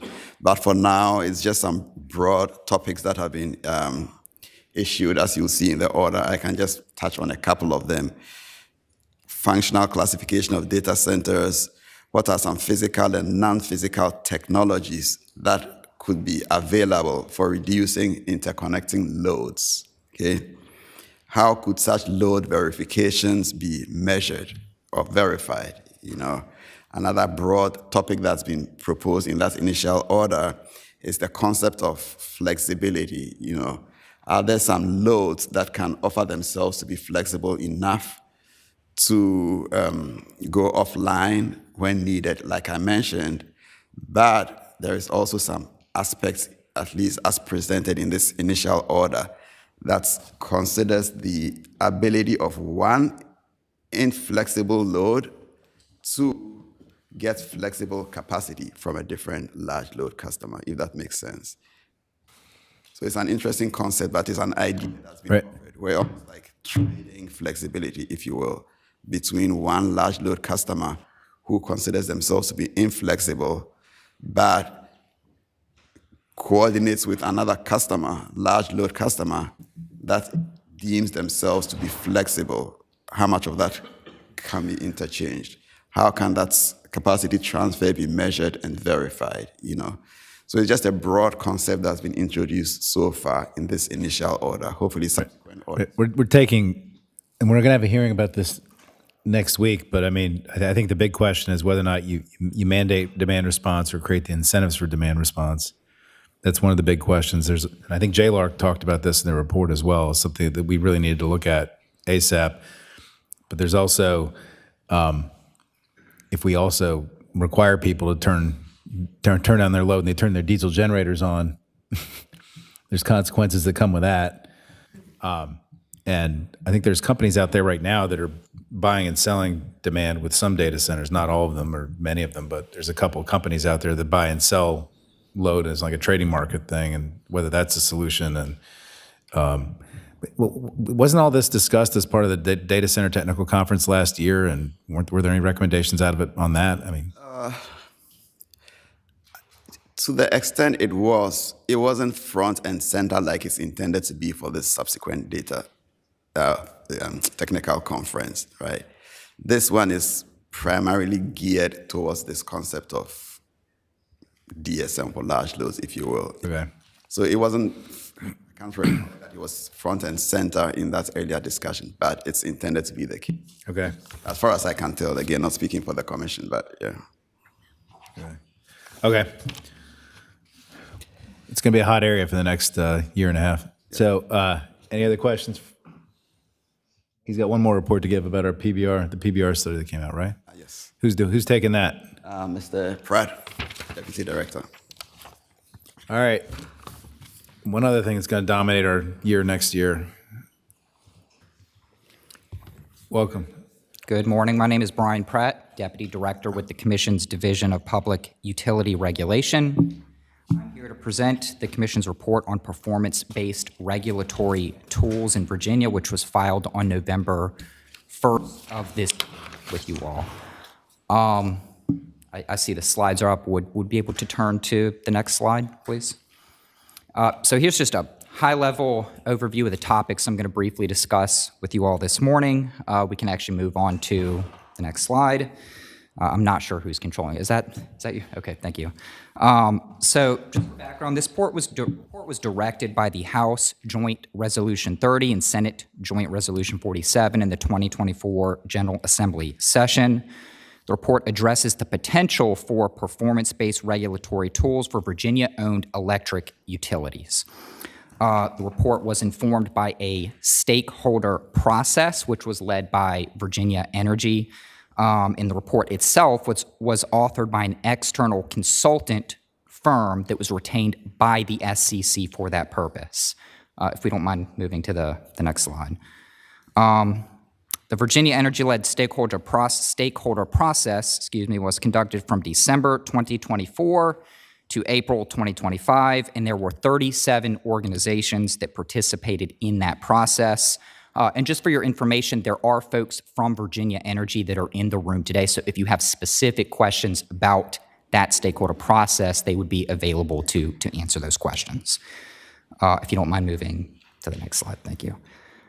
As mentioned, the report was authored by external consultants. The report details findings and recommendations of these external consultants, which again were informed by the stakeholder process, along with the research and expertise of the consultants retained by the SCC. If you don't mind moving to the next slide.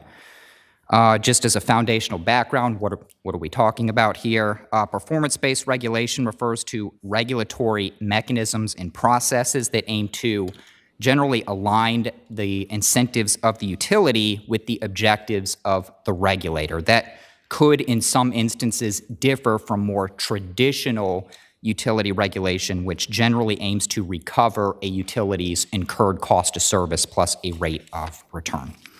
If you don't mind moving to the next slide, please. As directed by the joint resolutions, the consultants first evaluated the performance of Virginia electric utilities under the current regulatory framework as it exists under existing Virginia law today, with respect to several performance areas which were directed within the legislation. I'll highlight just a few of the keynotes here, and again, there is much more detail in the report that you all have access to. First, just a general observation, and this isn't a specific recommendation, it's just a general high-level observation of the framework. The consultants generally observed that the existing regulatory framework in Virginia is relatively more complex compared to other state jurisdictions and tends to rely more heavily on the use of rate adjustment clauses as opposed to base rate regulation.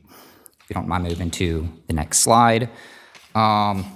With respect to the performance area of affordability, the consultants observed that utility rates in Virginia have been competitive historically with the national average.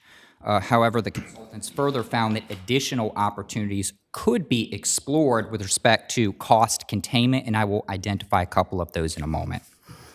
If you don't mind moving to the next slide. With respect to decarbonization, the consultants observed that the cost of renewable portfolio standard, or RPS, compliance, as well as the cost of penalties for non-performance are currently fully passed on to ratepayers rather than shared by utility shareholders, which they believe could have the effect of disincentivizing cost efficiency with respect to attaining renewable energy resources. If you don't mind moving to the next slide. And here we're just going to get into more the meat of their recommendations moving forward. They have some general considerations and also specific set of recommendations.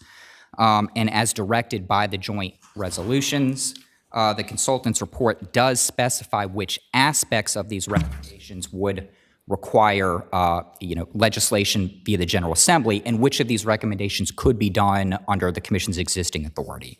So can you, as you're going through these, can you identify which ones require legislative changes and which ones can be done solely only by or with SEC authority?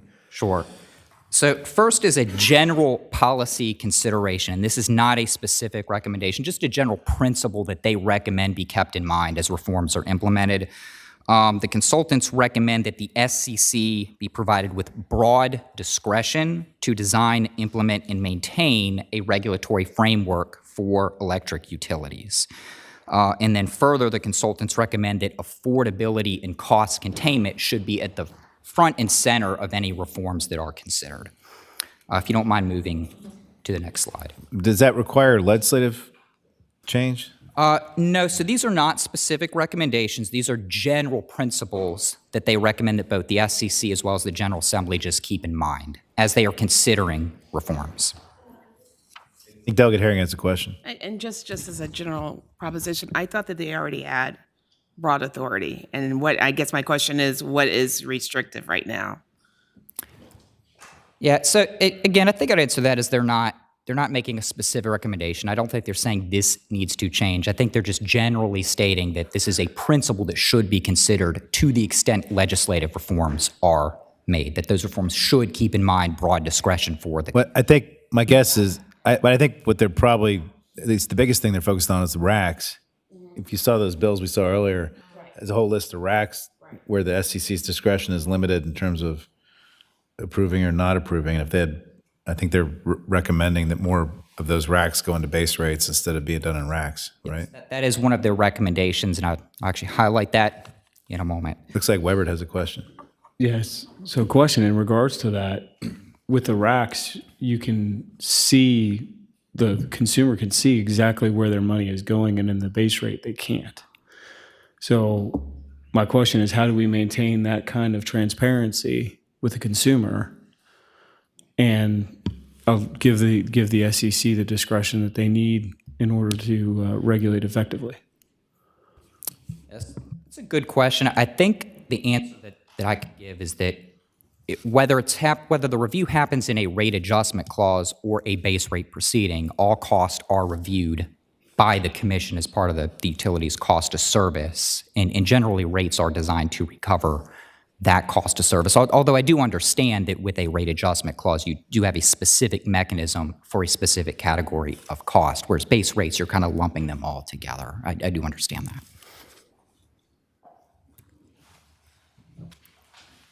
Okay. Any other questions at this point? No? Okay. Sure, and now here we're getting into the specific recommendations, and again, I'll try to delineate which of these would necessitate legislative reform and which ones are more so geared toward the Commission. First and foremost, as you mentioned earlier, one of the recommendations is to reduce the number of rate adjustment clauses. And I do want to emphasize this is something that has been done to some extent already under the Commission's existing authority. So with respect to Dominion's last biennial review, there were several costs that were previously recovered through a variety of rate adjustment clauses that were then rolled into the utilities base rates. And then in conjunction with that, or subsequent to that actually, Dominion put forth some proposals to consolidate several of their rate adjustment clauses into single rate adjustment clause, where they took multiple rate adjustment clauses and sort of just combined them together into a single. So this recommendation would be a continuation of that. Some extent it could be done under, Commission's existing regulatory authority. However, there is a recommendation for a legislative directive for the Commission to evaluate this further. Another one of the recommendations is to explore the potential for fuel cost sharing. In essence, what this is getting at is maybe setting the utilities' fuel cost based on projections, and then to the extent that there are actual fuel costs or over or under budget, there would be a mechanism to share those over or under earning, or not under earnings, but that over or under performance between the utility shareholders and consumers. This is something that the consultants recommend be explored through a commission proceeding, but however, we do believe this would require enabling legislation to direct. Can you answer a question for that on fuel costs? Is that just a straight 100% pass through now? Currently, yes. So the only incentive that a utility has to save money on fuel would just be sort of a general incentive to try and keep their rates low. What this is suggesting is that if there was more shared risk on that, they would have further incentive to try to lower fuel costs? I think that's a fair characterization of their rationale, yes. Okay, thanks. So the third recommendation would be for, again, via a commission proceeding, to explore utility incentives and risk sharing for RPS. And this would essentially get at, again, cost containment and cost efficiency for meeting VCEA targets and attaining renewable energy resources. Question on that. So back with the bullet point you just identified a second ago, I think what you're saying is that the report suggests that because failure to meet RPS penalties are passed straight through to ratepayers, the utility doesn't have as much incentive to meet the targets, because if they don't meet the targets, ratepayers pay anyway. But if there was shared risk on it, they might have more incentive to try to actually meet the targets. Is that what the report says? Fair characterization, as well as potentially the cost of the resources procured to meet the targets. Okay, thanks. Mr. Chair. Yeah. So how does that work? How do they share the risks?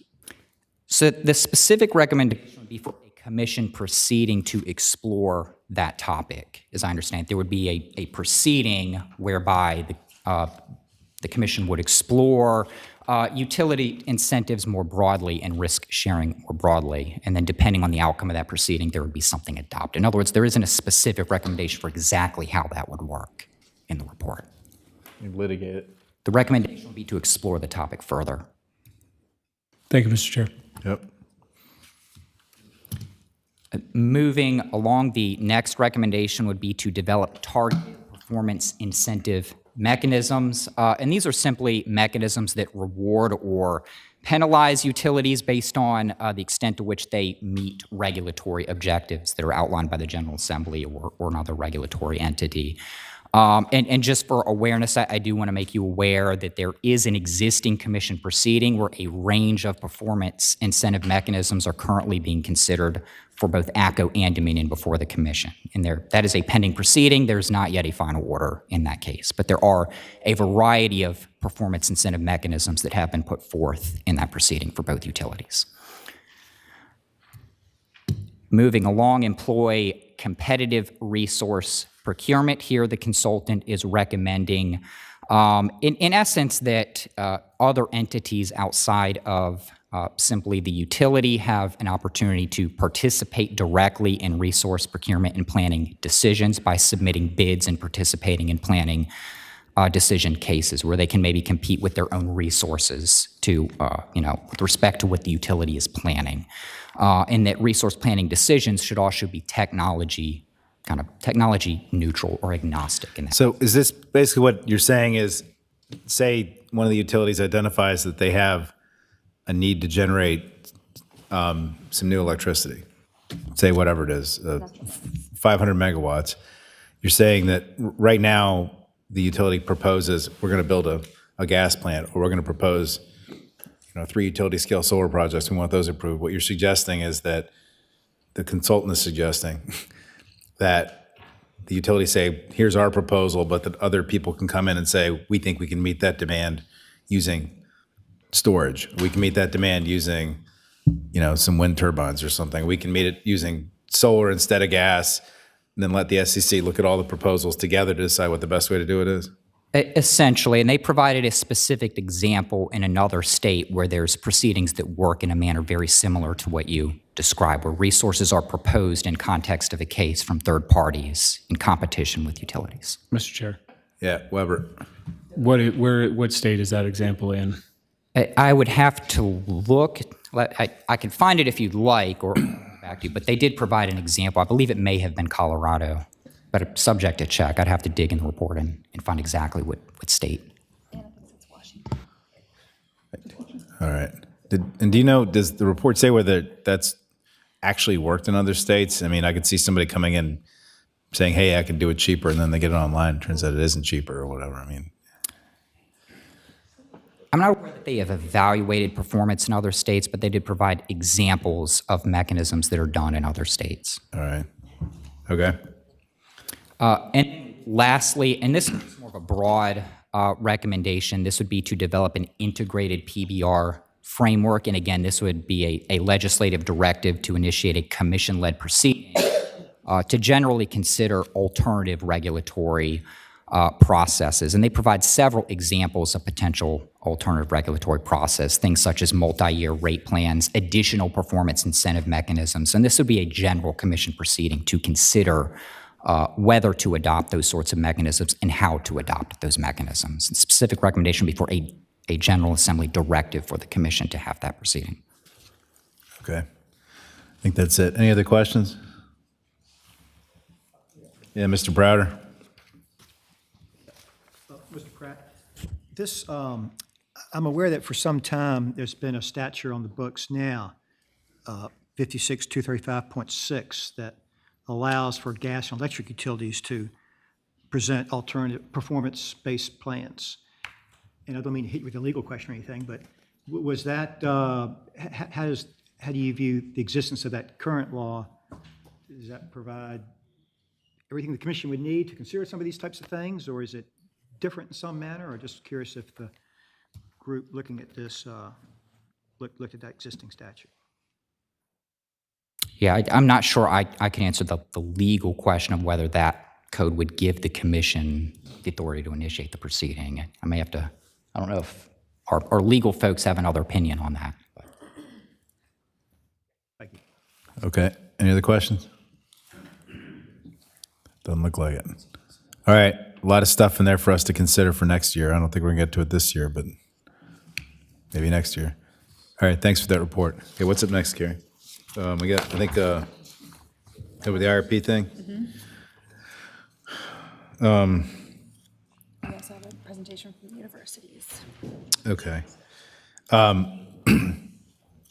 Carrie, why don't you present to the full commission what we decided to do at Sub 4 on the IRP bill? As I told everybody at the beginning of the meeting that we're not going to vote on it. I want to let it sit out there for a while for people to comment and ruminate on it before we take a final vote.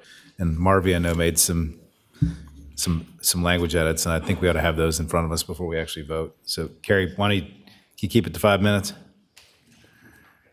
Yes, sir. Mr. Chairman, in your packet, you all have a summary of the IRP reform legislation that we ran last year as a CEUR endorsed bill. That became Senate Bill 1021, and there was a House companion that Delegate Munn and King ran as well. So there's a summary sheet in your packet. And we have slides to go over the provisions of both the bill that was run last year and the changes for this year. For the sake of time, I'm going to sort of skip to the revisions that we're proposing for 2026 and remind you that this bill relates to investor-owned utility, integrated resource planning, Last year, we're focusing on shifting it from 15 years to 20 years, to expand it to incorporate distribution and transmission planning, to contemplate grid-enhancing technologies during that planning period, and to ensure that stakeholders have access to the modeling software and inputs to the process with respect to understanding how the utility is selecting the resources in the modeling process. If we move into the proposed revisions for 2026, we have a couple of key considerations that we believe the utilities should be contemplating when they are making their planning decisions. And some of this is stemming from directives from FERC to PJM that is opening up the conversation around surplus interconnection service with respect to increasing the amount of generation that we can bring onto the grid using existing interconnection points within the grid. So we define surplus interconnection service and direct the utility to contemplate that in their planning. And then we also have provisions around the dates with respect to when this would go into effect. So for new in this year, we would have Dominion IRP process taking place in 2027 for their next filing, and then Appalachian Power Company in 2028. We would also ask, again, for the SEC to develop work group recommendations on their guidelines with respect to how the stakeholders interact with the utility around the modeling software and licenses. So that would be defined in a commission work group and guidelines that come about. And then importantly, in our discussion that we had this morning, we talked a lot about how there are a number of maybe just a few fast-growing rural electric cooperatives, or maybe formerly rural, but electric cooperatives that are seeing large load coming into their territories. And we want to make sure that there is really good comprehensive planning that's happening between the co-ops and the transmission owners that are the investor and utilities, and deduplicating potential load forecasts that are all submitted to PJM as the regional transmission operator. And so we direct a work group to identify first, what is that threshold that should be considered for a co-op to make sure that that effective planning is happening during the IRP process, and then when certain provisions apply to these large co-ops, how those provisions should be what should be analyzed and what should that look like. So Marvi came up with some specific language that we talked about this morning, and maybe I'll ask her to read the language specifically around the co-op work group and the coordination with the IOUs. Marvi, were you part of the conversation? We talked about the 4 gig threshold and the... Yes, sir. I know what you're talking about, but I don't have the specific language on that. I am ready to report the change from Subcommittee 4. So what we're talking about is the third enactment clause, starting on line 326 of the document ending in 1308D. So on the last page, line 326, this is a work group convened by the SCC in coordination with the CEUR to look at certain factors related to electric cooperatives. So the change we're making comes around line 328. The stakeholder work group shall be convened to develop recommendations related to planning for grid stability, reliability, and energy affordability between certain electric cooperatives and generation and transmission service providers. And then maybe not in this exact spot, but this enactment clause would include a definition of what those certain electric cooperatives are. For the purposes of this enactment, electric cooperative means a utility formed under Chapter 9.1 of Title 56, forecasted with a contractual obligation to serve one or more industrial or commercial customers with an energy demand of 100 megawatts or more. So for enactment clause 3, that's... Yeah, and Marvi, I had some conversations offline after we ended the commission about changing that threshold to 4 gigs, and also through request to include some of the economic development professionals from the rural localities in the work group, because the way the co-ops described it to me, often the localities are the ones that end up having all the conversations with these data center providers before they're presented to the co-ops, and that's sort of the problem. The snowball starts there before it gets to the co-ops, and so they thought that those people ought to be part of that work group conversation as well. And they thought 4 gigawatts was I think a better threshold, but I think we'll have some discussions between now and the next meeting to refine that language further before the full commission considers it. Because I know there's some sensitivity about having some little teeny tiny co-ops do a lot of stuff which doesn't apply to them. So, Yes, certainly. I'm happy to keep working on language with anybody who would like to discuss that further. It seems like there are two aspects to this, which is which cooperatives will be included, and then which factors the work group is going to look at. Well, I'd urge everybody in the commission to look at this bill with that in mind between now and the next meeting. I hope to limit conversation on the bill to, we've talked about it ad nauseum, both in sub 4, but I want to make sure the public has a chance to review it. Senator Obenshane raised concerns that it hadn't been out there long enough for people to look at, and I'm sensitive to that. And so we'll look at it at the next meeting.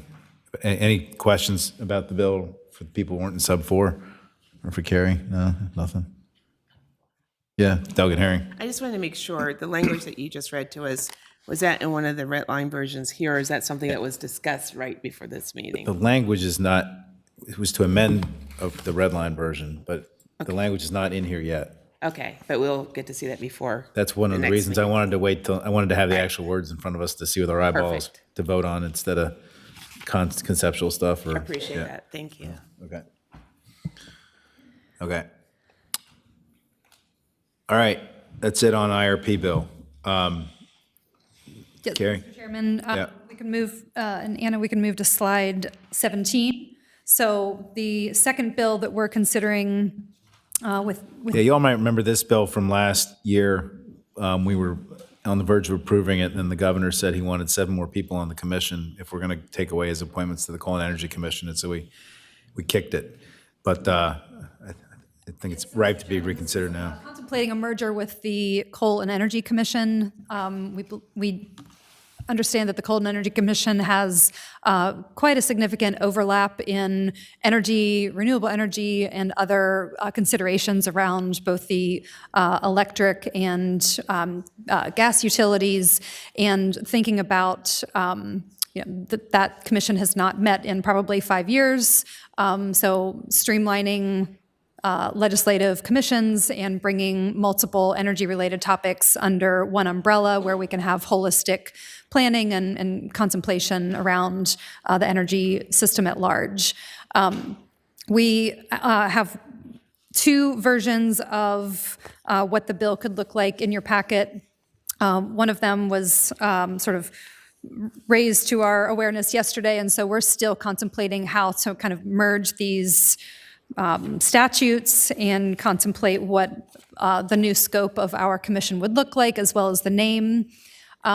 We flag that there is another VEC in state government, which is the Virginia Employment Commission, and so want to offer the opportunity to think about another name, such as the Virginia Commission on Energy, that would be a little more unique in public-facing entities. So with that, happy to take any questions. Mr. Chair. I think when we were working on this last year, I think it was the natural gas folks had some concerns. Are those concerns addressed in the current legislation? No.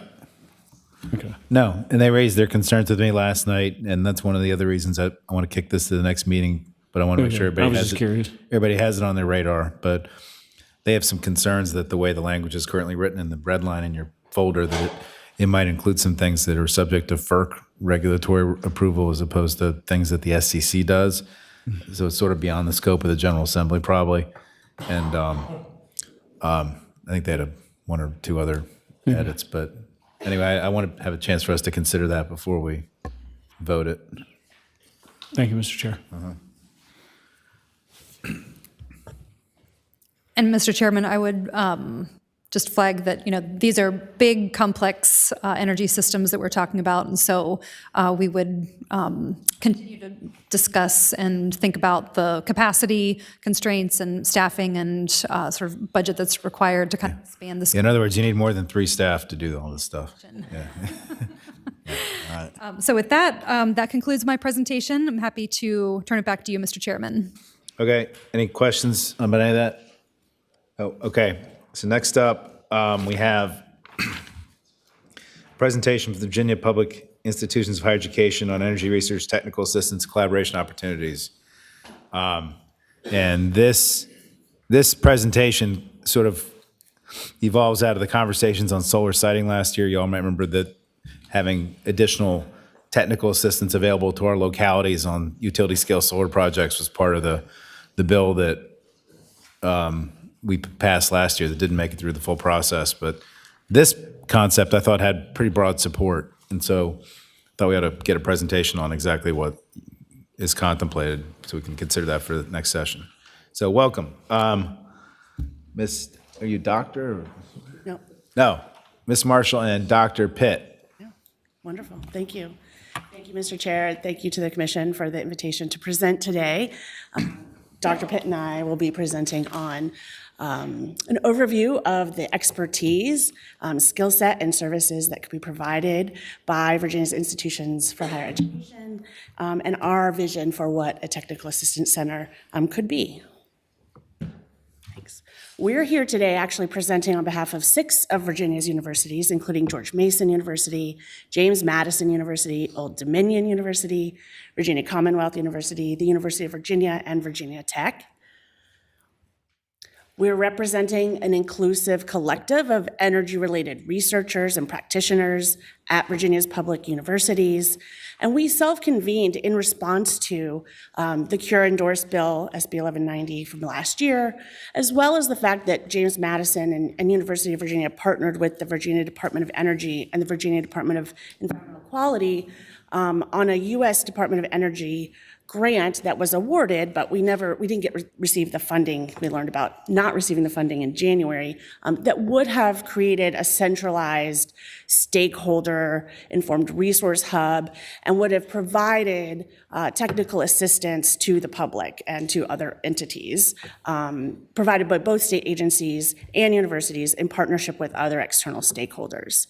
We recognize there's a growing need to coordinate this expertise and to address these really complex energy-related issues, and we have expertise and resources that we think we could bring to bear to help the Commonwealth.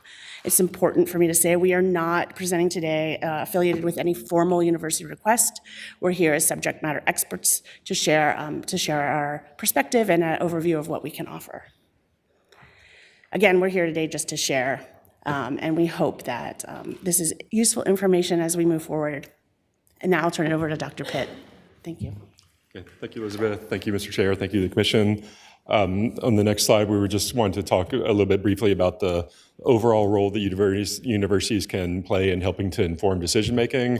That includes applied research that helps inform public policy decision-making, providing data analysis that is nonpartisan and free of external influences.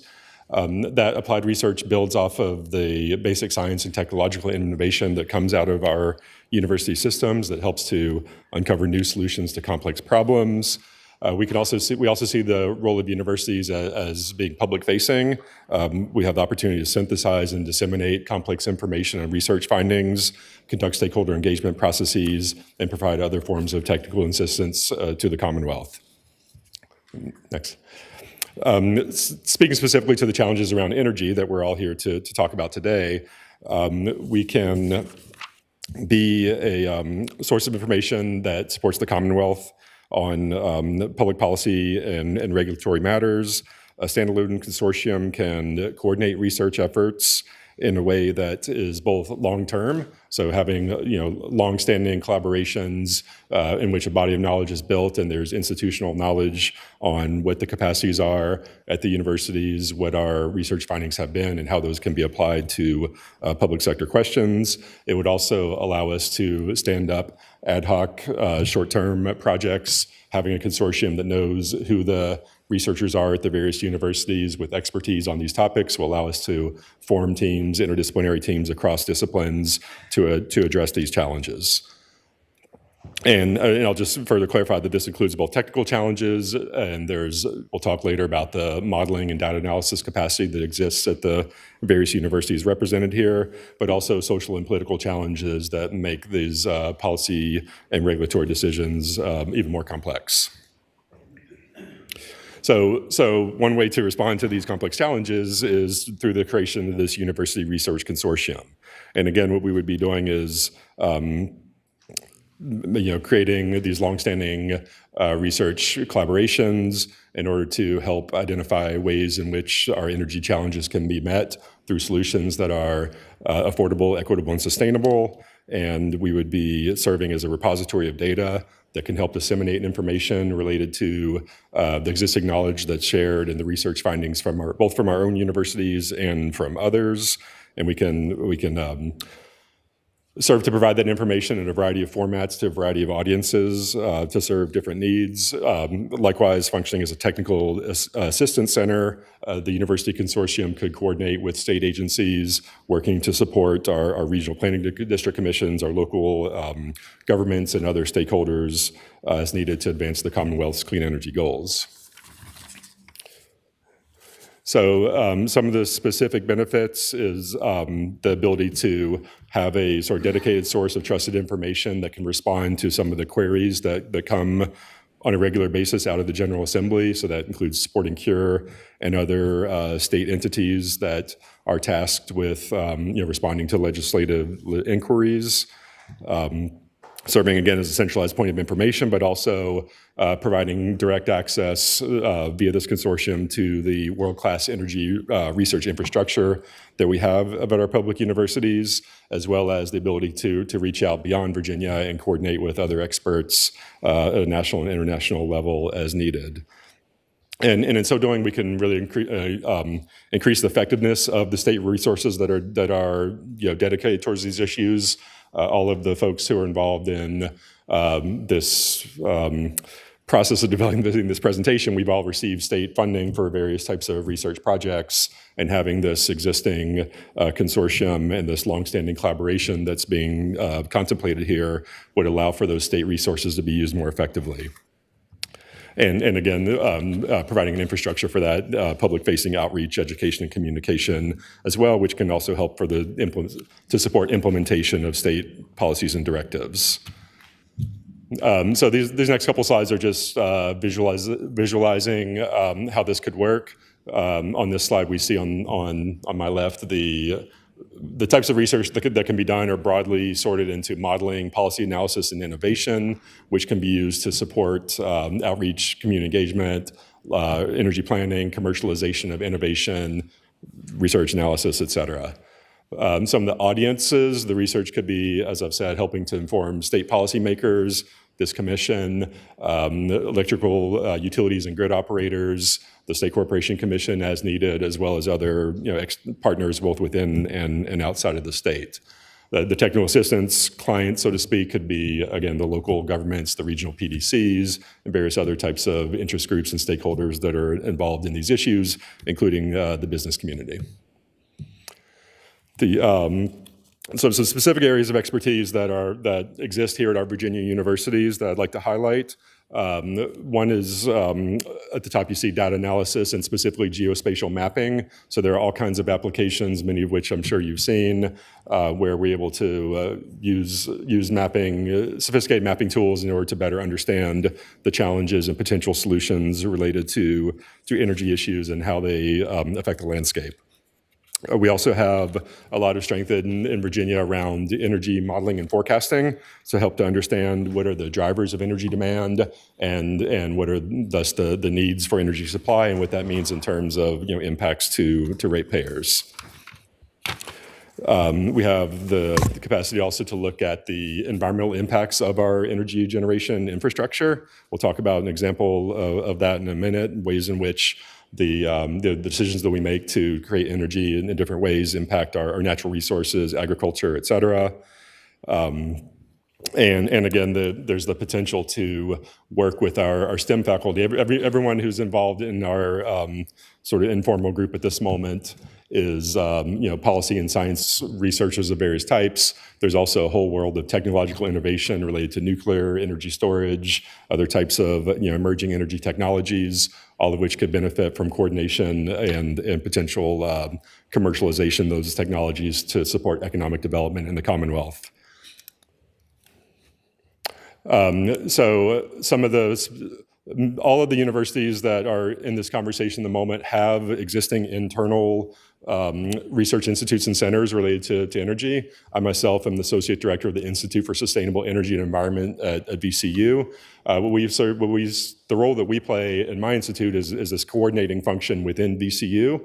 As is the case with many of these other groups that you see here. But what is lacking currently is an entity that coordinates across the universities in the way that I'm discussing here today. I want to give a few examples. I have a question for you, Dr. Pitt. So I appreciate all the stuff you guys do that you just identified, I guess, 1, 2, 3, 4, 5, 6, coming soon, 7. Yeah.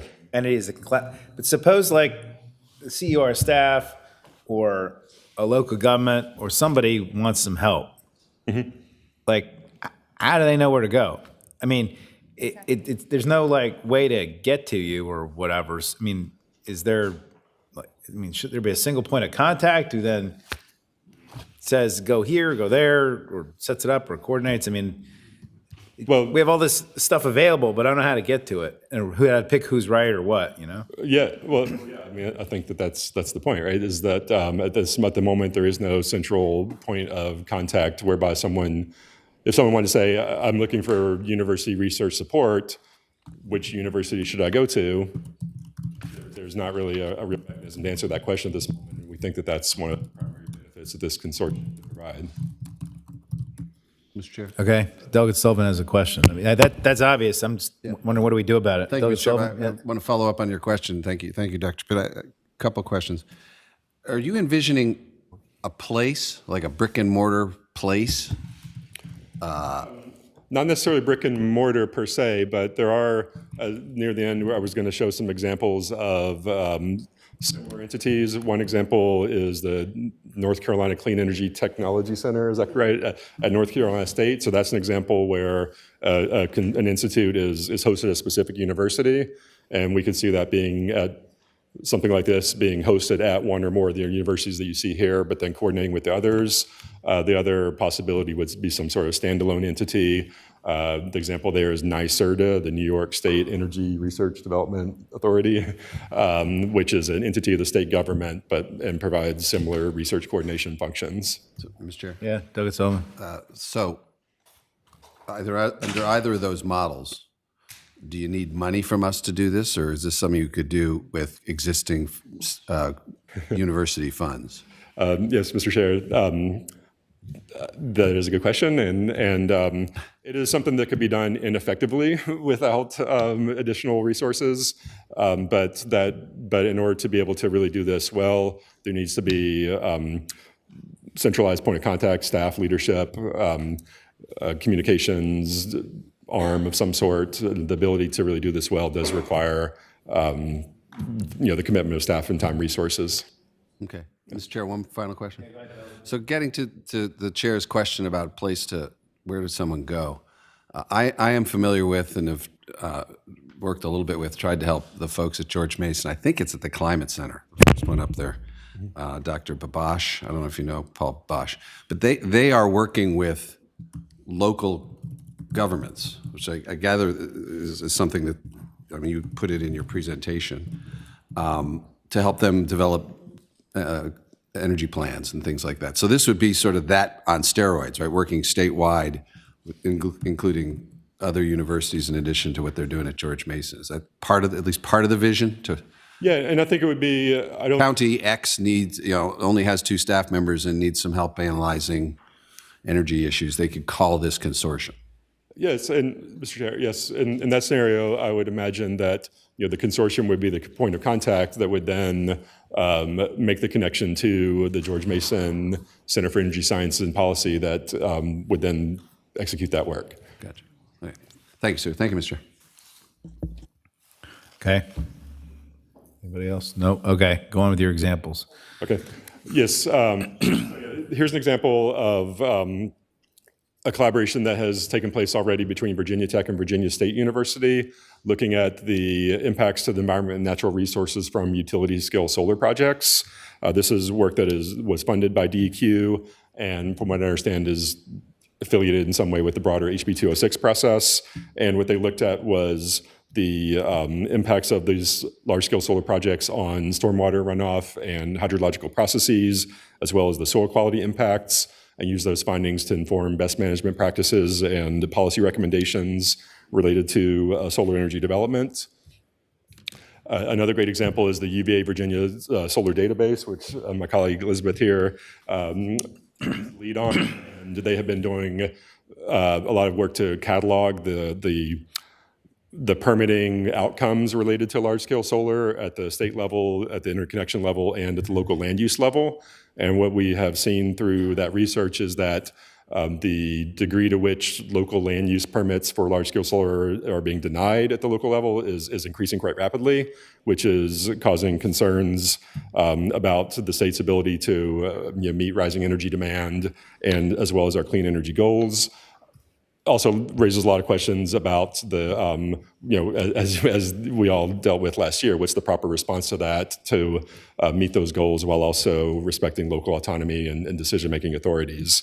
So that UVA Solar Database has itself been used to support and inform further research, stuff that my team has done at VCU in coordination with Virginia Energy, looking at the impacts of large-scale solar on farm and forest land, as well as the GMU study that's mentioned here, the research, again, for energy policy roadmap for the Commonwealth. That work that Elizabeth's team has done has also been cited by Dominion in their IRP testimony. So that's an example of how this sort of thing can work well, and which could be augmented and done more often, more effectively with the existence of this consortium. And then the last example, also from UVA, is the Weldon Cooper Center's energy modeling and forecasting expertise, which has been applied to support Virginia Energy, looking at pathways for implementation of the Clean Economy Act, least cost solutions to achieving those clean energy goals. That expertise has also been applied in support of the JLARC data center study from last year. So again, examples of how university research can coordinate directly with Virginia State entities in addressing these types of questions. I think we've covered a lot of this. I don't want to spend too much more time. There's more specific examples of types of support that could be offered, but we can move on. As I mentioned earlier, some of these precedents. We have an example in North Carolina of an entity like this that is based in a specific university. There's examples in New York State of an entity such as this being affiliated with the state government. I'm not sure if you would call NYSERDA a state agency per se, but it's related to the state. And then there's several existing consortiums within Virginia that look at energy issues with various kind of more narrow focuses. And the idea with this consortium would be to take a more broad and comprehensive approach to energy issues. And so in conclusion, Virginia universities are here ready to support this commission and the state in addressing these complex energy policy challenges. We have world-class expertise and the ability to, by investing in standing up a consortium like this, there would be a benefit to the state in terms of a better informed and coordinated research effort on energy policy issues in the Commonwealth. So thank you. Well, given that our state's the largest importer of electricity, and we have a massive need for more electricity given everything we're doing, it sure seems like we ought to be doing some of these things some of these other states are doing. But unfortunately, there's nobody on this commission that has access to the colleges, the money committees. Oh, wait, Senator Lucas is sitting here.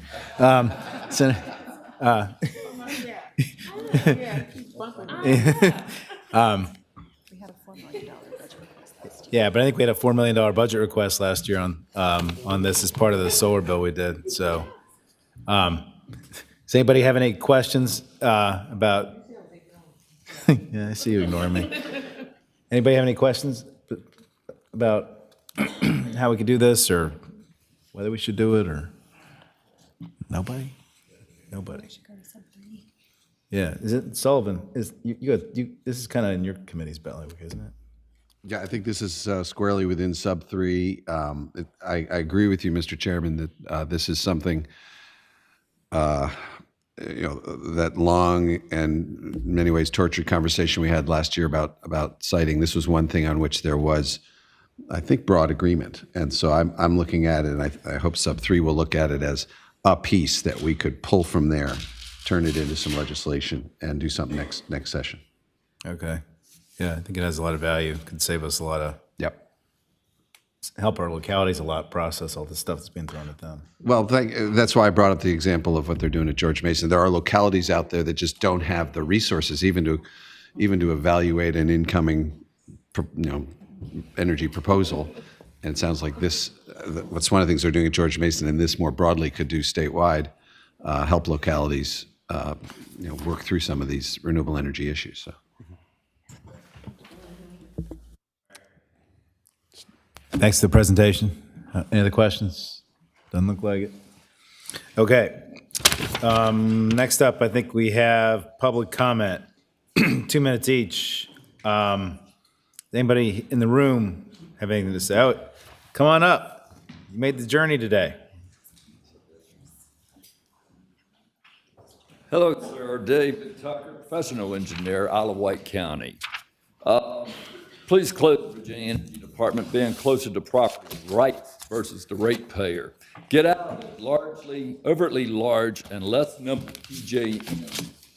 What I say is backed up an email I sent to you folks. I hope you had time to read it. Only 30% of the nameplate at Virginia Beach offshore wind will be onshore energy. That's not a lot, folks. Nuclear is more competitive. Utility scale solar facilities. Weighted average factors is now low at 0.207. The capacity factors are decreasing with build-outs. High demand hour energy costs at $1,000+ megawatt versus normal hours of approximately $75 a megawatt. Will battery storage dispatch price be capped to stop present price gouging? Energy storage consumes energy. Virginia BESS's at 15% inefficiency. Smith Mountain Pump Storage Project at only 1 megawatt hour dispatched for every 4 megawatt hours put into it. Pertaining to local levels, only 17.9% of solar energy has been denied in the state. The VCEA solar and onshore wind mandate component has been exceeded in those issues. Balancing authorities, developers, utilities, co-ops, and moderate and large energy users are the largest contributor to energy inefficiency and are assigned less risk and harm to that of the residential ratepayer. Like utilities and developers, co-ops expanding vision into storage and generation production must take on the same risk and harm and lose their VCEA protection in closing of probably a Clover power station. Residential ratepayer have been referenced in SEC filings from harm to harmless at various mentioned solar capacity factors. So shuttering any generation facility not meeting performance criteria, definitely including energy and solar, is not unheard of. Thank you. Hey, Mr. Tucker, I heard you're a professional engineer, and I'm sure that the Speaker, Senator Obenchain, and Delegate Sullivan would agree with me that a wise trial lawyer once told me to never put any professional engineers on your juries because they have way too many opinions and they're way too persuasive. So, thank you for your testimony today. Anybody else here? Public comment? No, we have anybody online? Public comment online? Oh, one more. I'm sorry. Go ahead. Hi, everybody. I'm Laura Gonzalez, Energy Policy Director at Clean Virginia. Thank you, Mr. Chairman and Commission members, for all the great work today. It has been a long morning, but very productive. I would like to offer a couple of comments on the performance-based regulation report from the State Corporation Commission. I wanted to clarify that the rate-making structure of investor-owned utilities has been directed for the most part by the General Assembly. Since the Re-Regulation Act of 2007, the Commission has not had any design powers over how utilities recover costs and what is the best model to do so. The current system that relies on a biennial review and a multitude of rate adjustment clauses was not designed or consulted with the State Corporation Commission, and the Commission has currently no power over that design. So that's the first thing I wanted to clarify. Second thing is that today more than 50% of utility costs are recovered through rate adjustment clauses, and that trend is going to increase. Dominion Energy estimated that more than 70% of the estimated more than $30 billion in investments would be eligible to be recoverable through rate adjustment clauses. And so that means that in the future, most of utility costs are going to be recovered through RACs. The problem with rate adjustment clauses is that they transfer most of the investment risk from shareholders to ratepayers, essentially guaranteeing utility profits. This means that the utility has limited intrinsic financial incentives to operate efficiently and is a radical departure from how electric utilities were regulated before 2007. What are the outcomes of a system that relies on this type of a structure? Well, Arkansas has operated under a similar model with semi-automatic cost increases. And the Arkansas Public Service Commission found that this system incentivizes spending and that with revenue guaranteed to be true. Can I finish? Thank you. Keep it 1 minute, one more minute. So the Arkansas Public Service Commission found that this system incentivizes spending and that with revenues guaranteed to be trued up to the cost incurred, there is no clear incentive to contain costs. The Public Commission of Maryland also noted that this type of structures has a tendency to shift financial risks towards customers, a concern that automatic adjustments may curtail the thorough review of utility costs and reduce incentives for utilities to control costs. The SEC report found that RACs may also limit the utility's ability or interest to strategically manage between parts of its businesses because each RAC is effectively treated as its own revenue and cost center with limited discretion or incentive to optimize between these. Moving forward, as utilities make multi-billionaire investments, it is important to task the Commission with evaluated alternatives that better balance risk between shareholders and ratepayers. It was an interesting report we got. And Director Davis, come on up for your public comment. I just also want to note that Delegate Herring is also a lawyer. I didn't think she did a lot of jury trials. And I know Browder's a lawyer too, but I don't think you do. I don't think you do juries either. No, Josephus also. No juries. They don't do jury trials. That's why I left them out of my joke. So, Director Davis, go ahead. Mr. Chairman, I appreciate it. I wasn't going to speak today, but given some of the prior comments and discussions, it seemed very apropos as my tenure at the Department of Energy comes to a close to share with you the resources that you will continue to have at your disposal. With some of the conversations about combining commissions and academia, I just wanted to let you aware of the resources and the expertise that we now have at the Virginia Department of Energy as we go forward next year into the next energy plan. You've got multiple PhDs, experts in wind, in solar, in gas, in energy finance. We actually purchased recently over $300,000 of software. It's the same software the utilities use. So we actually can model these IRPs in the Department of Energy. I've had the pleasure of meeting with my colleagues around the nation. And I can tell you that Virginia Energy is the robust and most knowledgeable Department of Energy in the nation. And it's not because of me standing in front of you, it's because of the team that I adopted when I came here and the team that we continue to grow. And I would just suggest you can meet with them and see the resources you might be able to utilize there as you continue looking forward to expanding the scope and knowledge of this commission. And I would mention one other thing. Virginia Energy has become a national brand.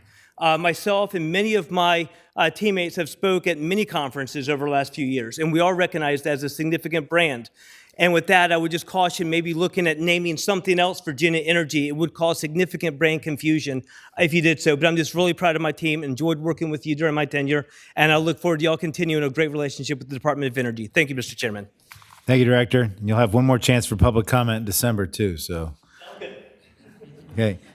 Hey, one more.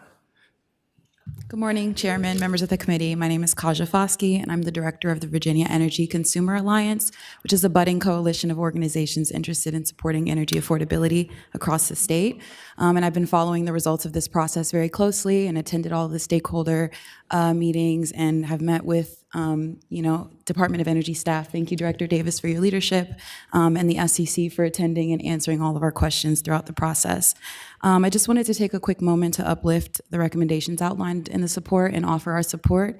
In particular, I want to highlight the recommendation that Mr. Pratt brought up earlier about keeping affordability and cost containment at the center of any adjustments that we make, and that it is important for the legislature to make sure that the SEC continues to have the authority they need to make the decisions that they're best suited to make.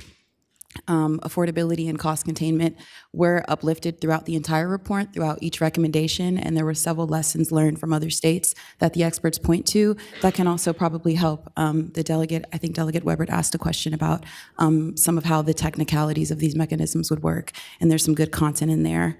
We think this is a really balanced plan and one that dispels the myth that there can't be a world where utilities are motivated to contain costs and achieve affordability while also delivering real outcomes for ratepayers. And so we're excited to continue these conversations. I attended all the stakeholder meetings, so I'm happy to talk offline about how that process was conducted, but really do want to thank the Department of Energy staff and the SEC for their time, and we're really happy with the outcomes. Thank you. Thanks. And who are you with again? What was the coalition you said? Yes, Virginia Energy Consumer Alliance. We are new, which is probably why you're not too familiar. Got it. Okay. Thank you. But you will be hearing more. Yep. Sounds like it.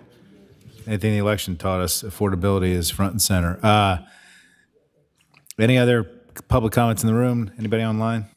Nobody online? Okay. Folks, as I said, the next and last meeting of the commission is going to be a big one. So plan on, I would say at least 3 hours, maybe longer. We got a lot of bills we're going to have to consider, actual text. And I hope to get them out sooner rather than later. So we got to get a date on the books. So It's December 4th. oh, December 4th. Yes. December 4th is on the books. Mark your calendar. Bring a meal. All right. Well, I'll try to get one. I mean, we'll talk about that online. We'll talk about that offline. Anyway, the commission's adjourned.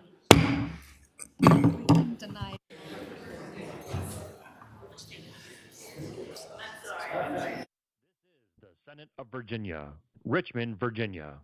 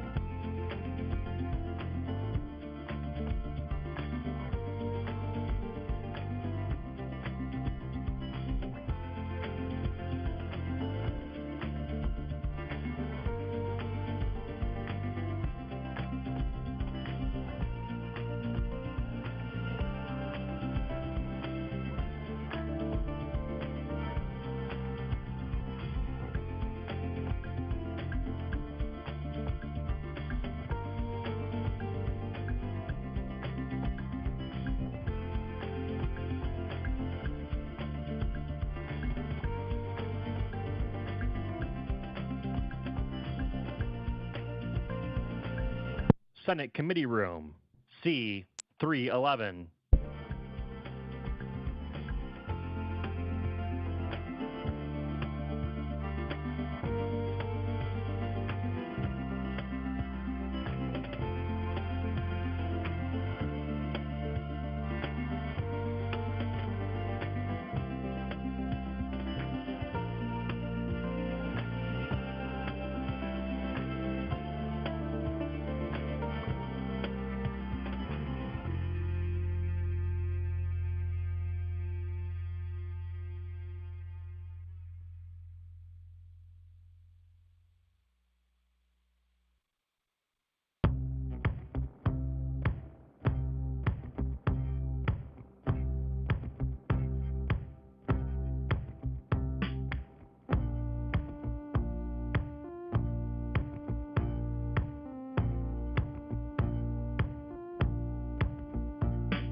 Did you know live Senate video is now available at youtube.com/@Senate of Virginia.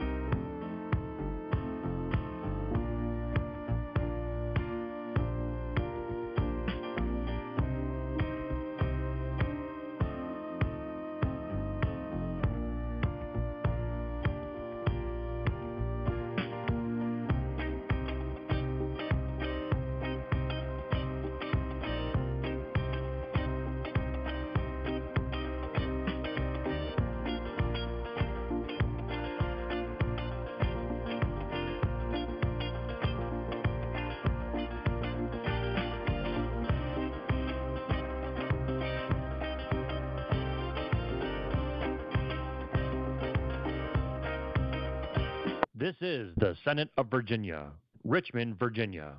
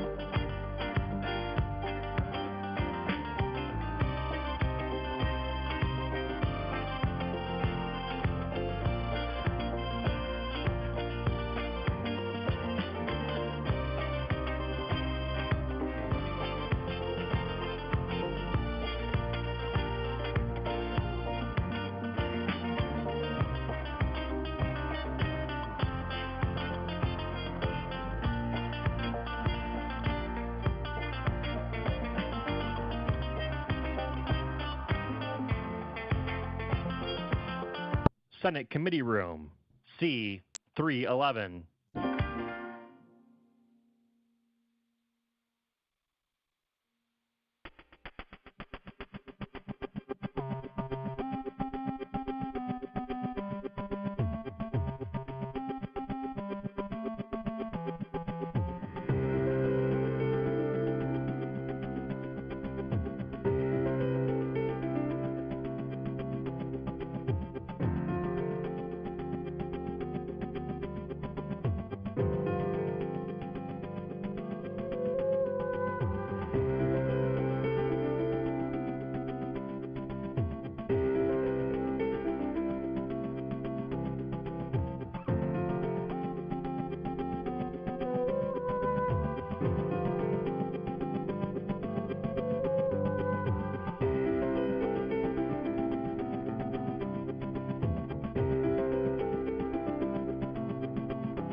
This is the Senate of Virginia, Richmond, Virginia.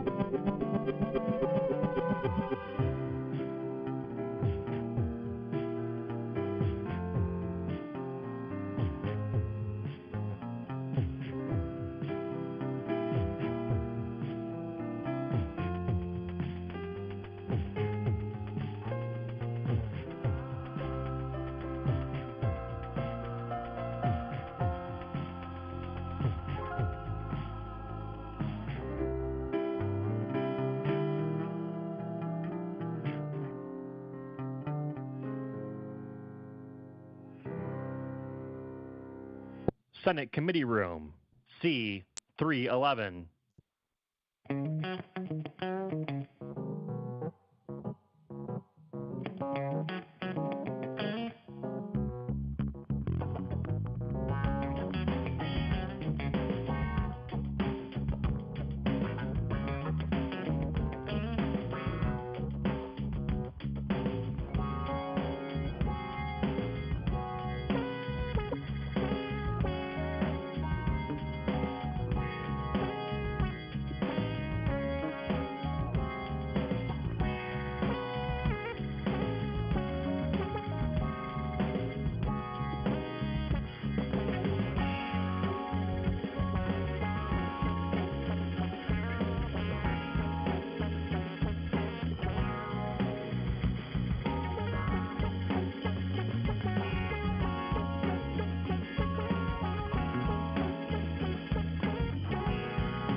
Did you know live Senate video is now available at youtube.com/@Senate of Virginia.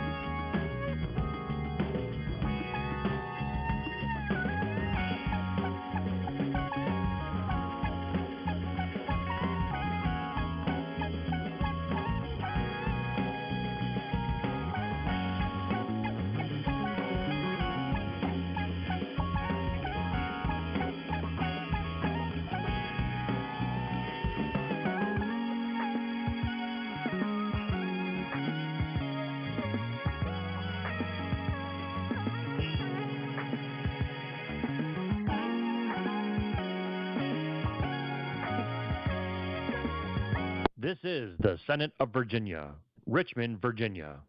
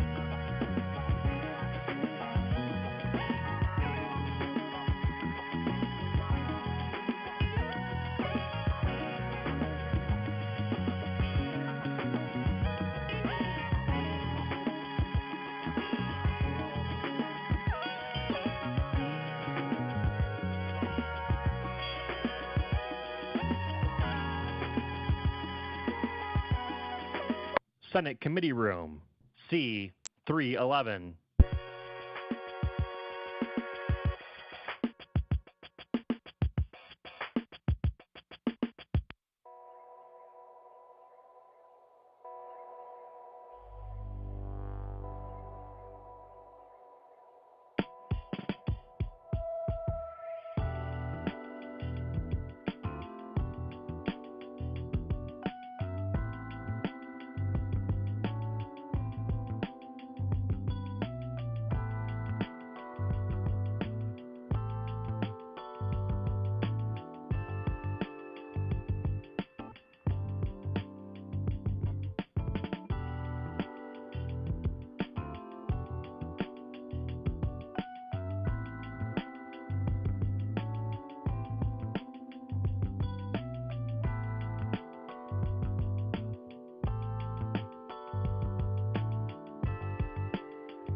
This is the Senate of Virginia, Richmond, Virginia.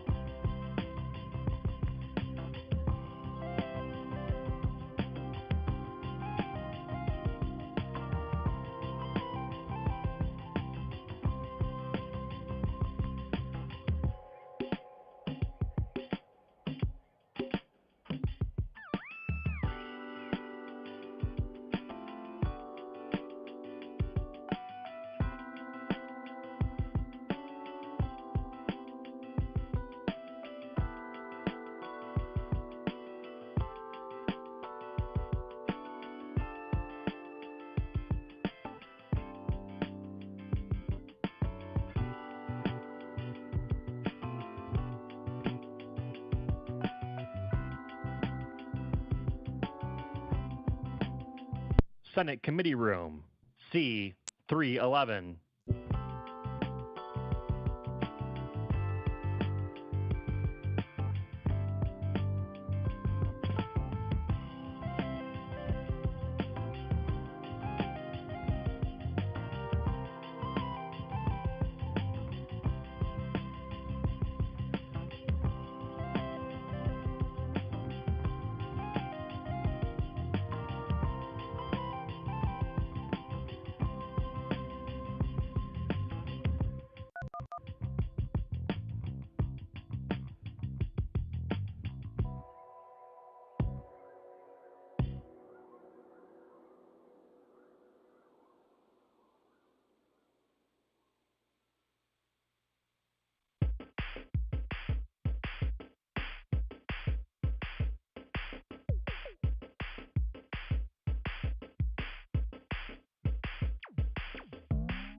Did you know live Senate video is now available at youtube.com/@Senate of Virginia.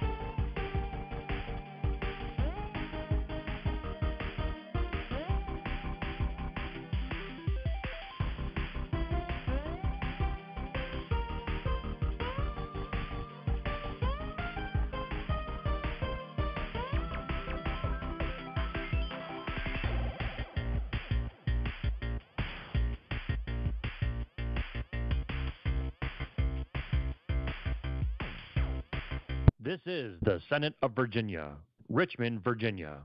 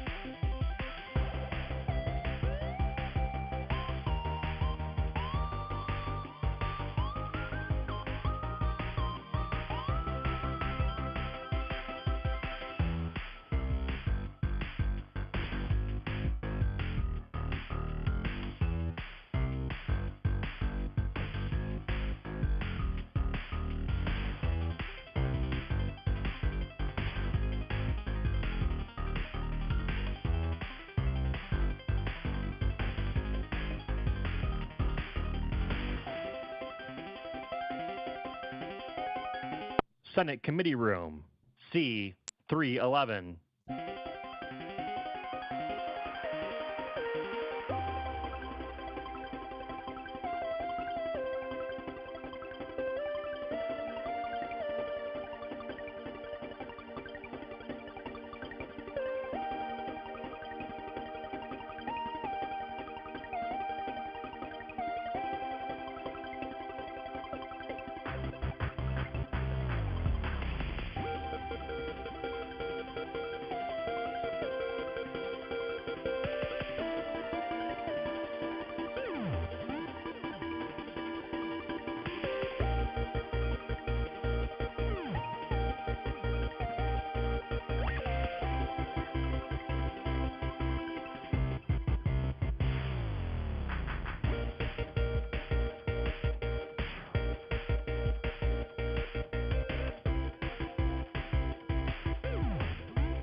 This is the Senate of Virginia, Richmond, Virginia.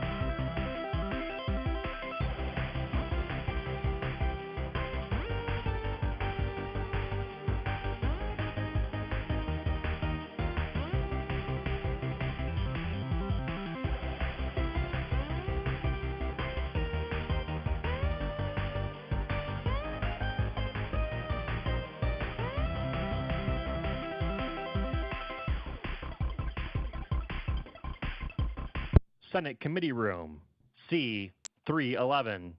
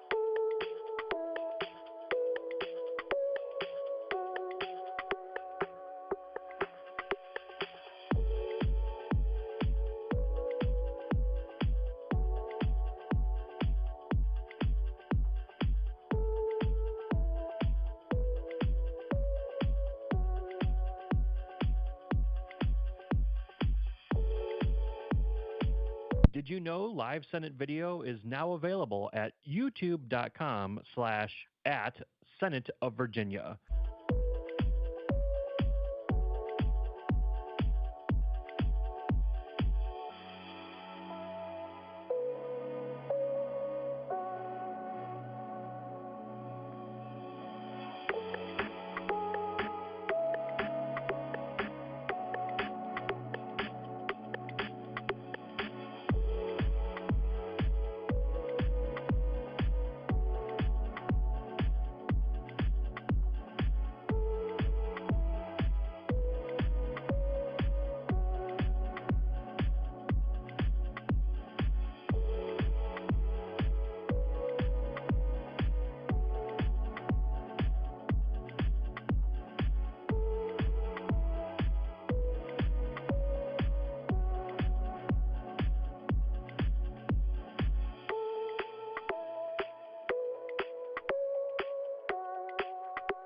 This is the Senate of Virginia, Richmond, Virginia.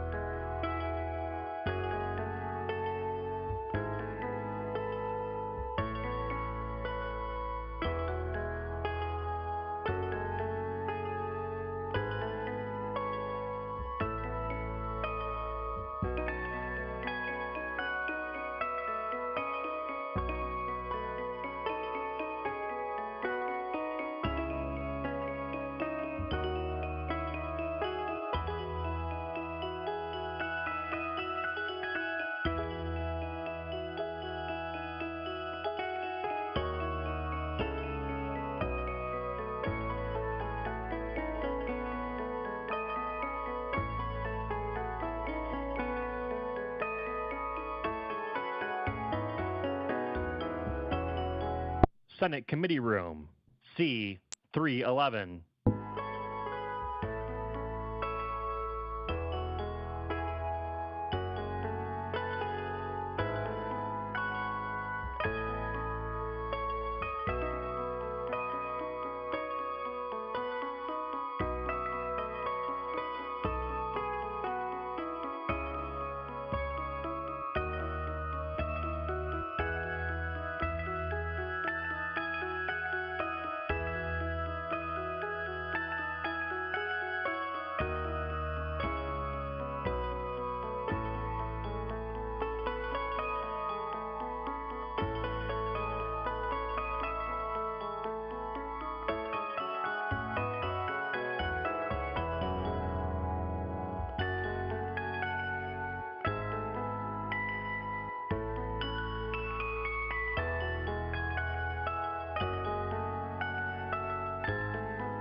This is the Senate of Virginia, Richmond, Virginia.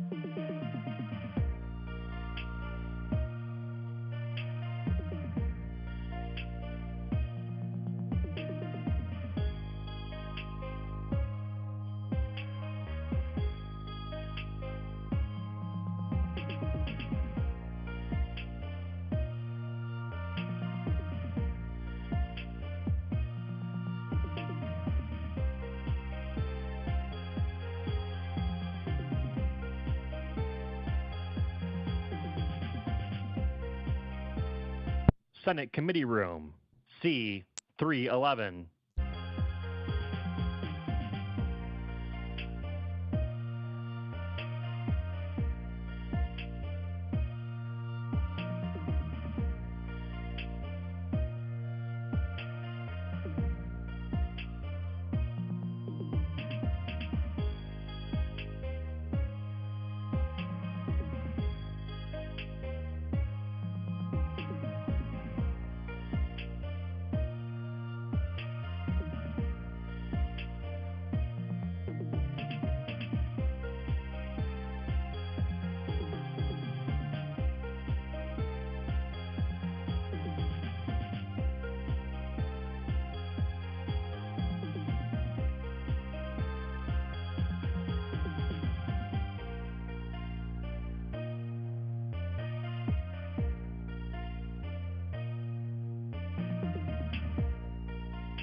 Did you know live Senate video is now available at youtube.com/@Senate of Virginia.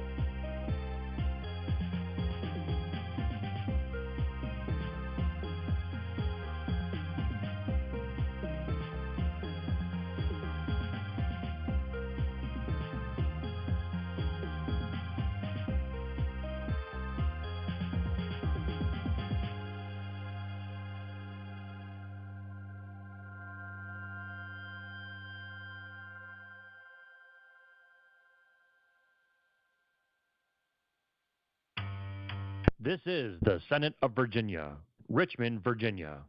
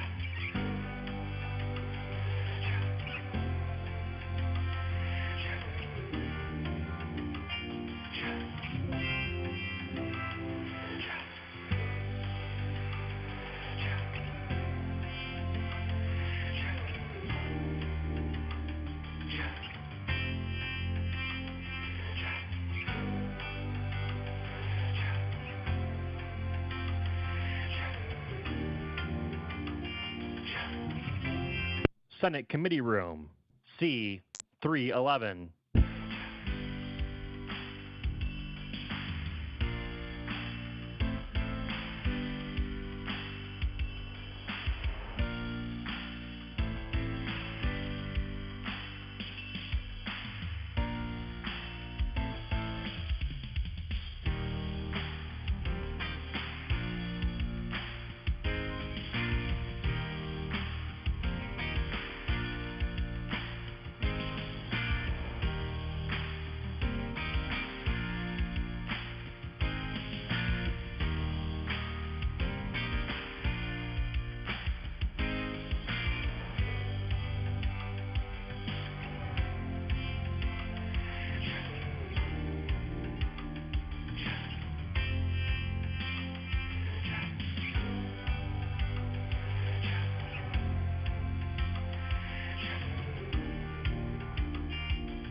This is the Senate of Virginia, Richmond, Virginia.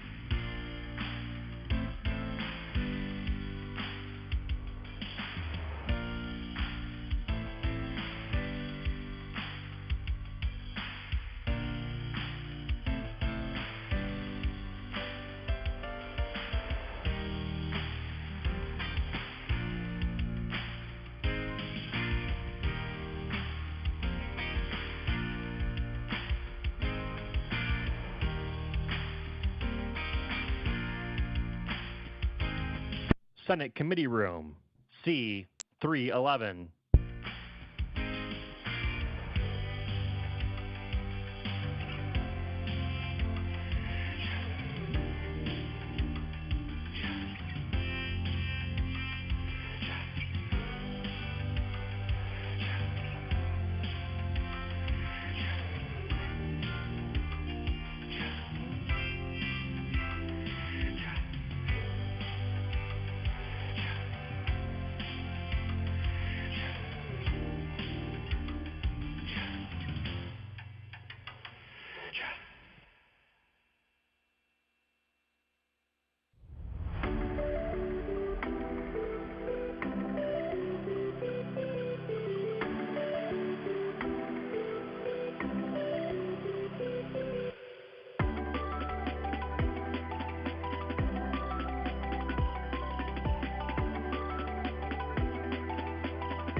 Did you know live Senate video is now available at youtube.com/@Senate of Virginia?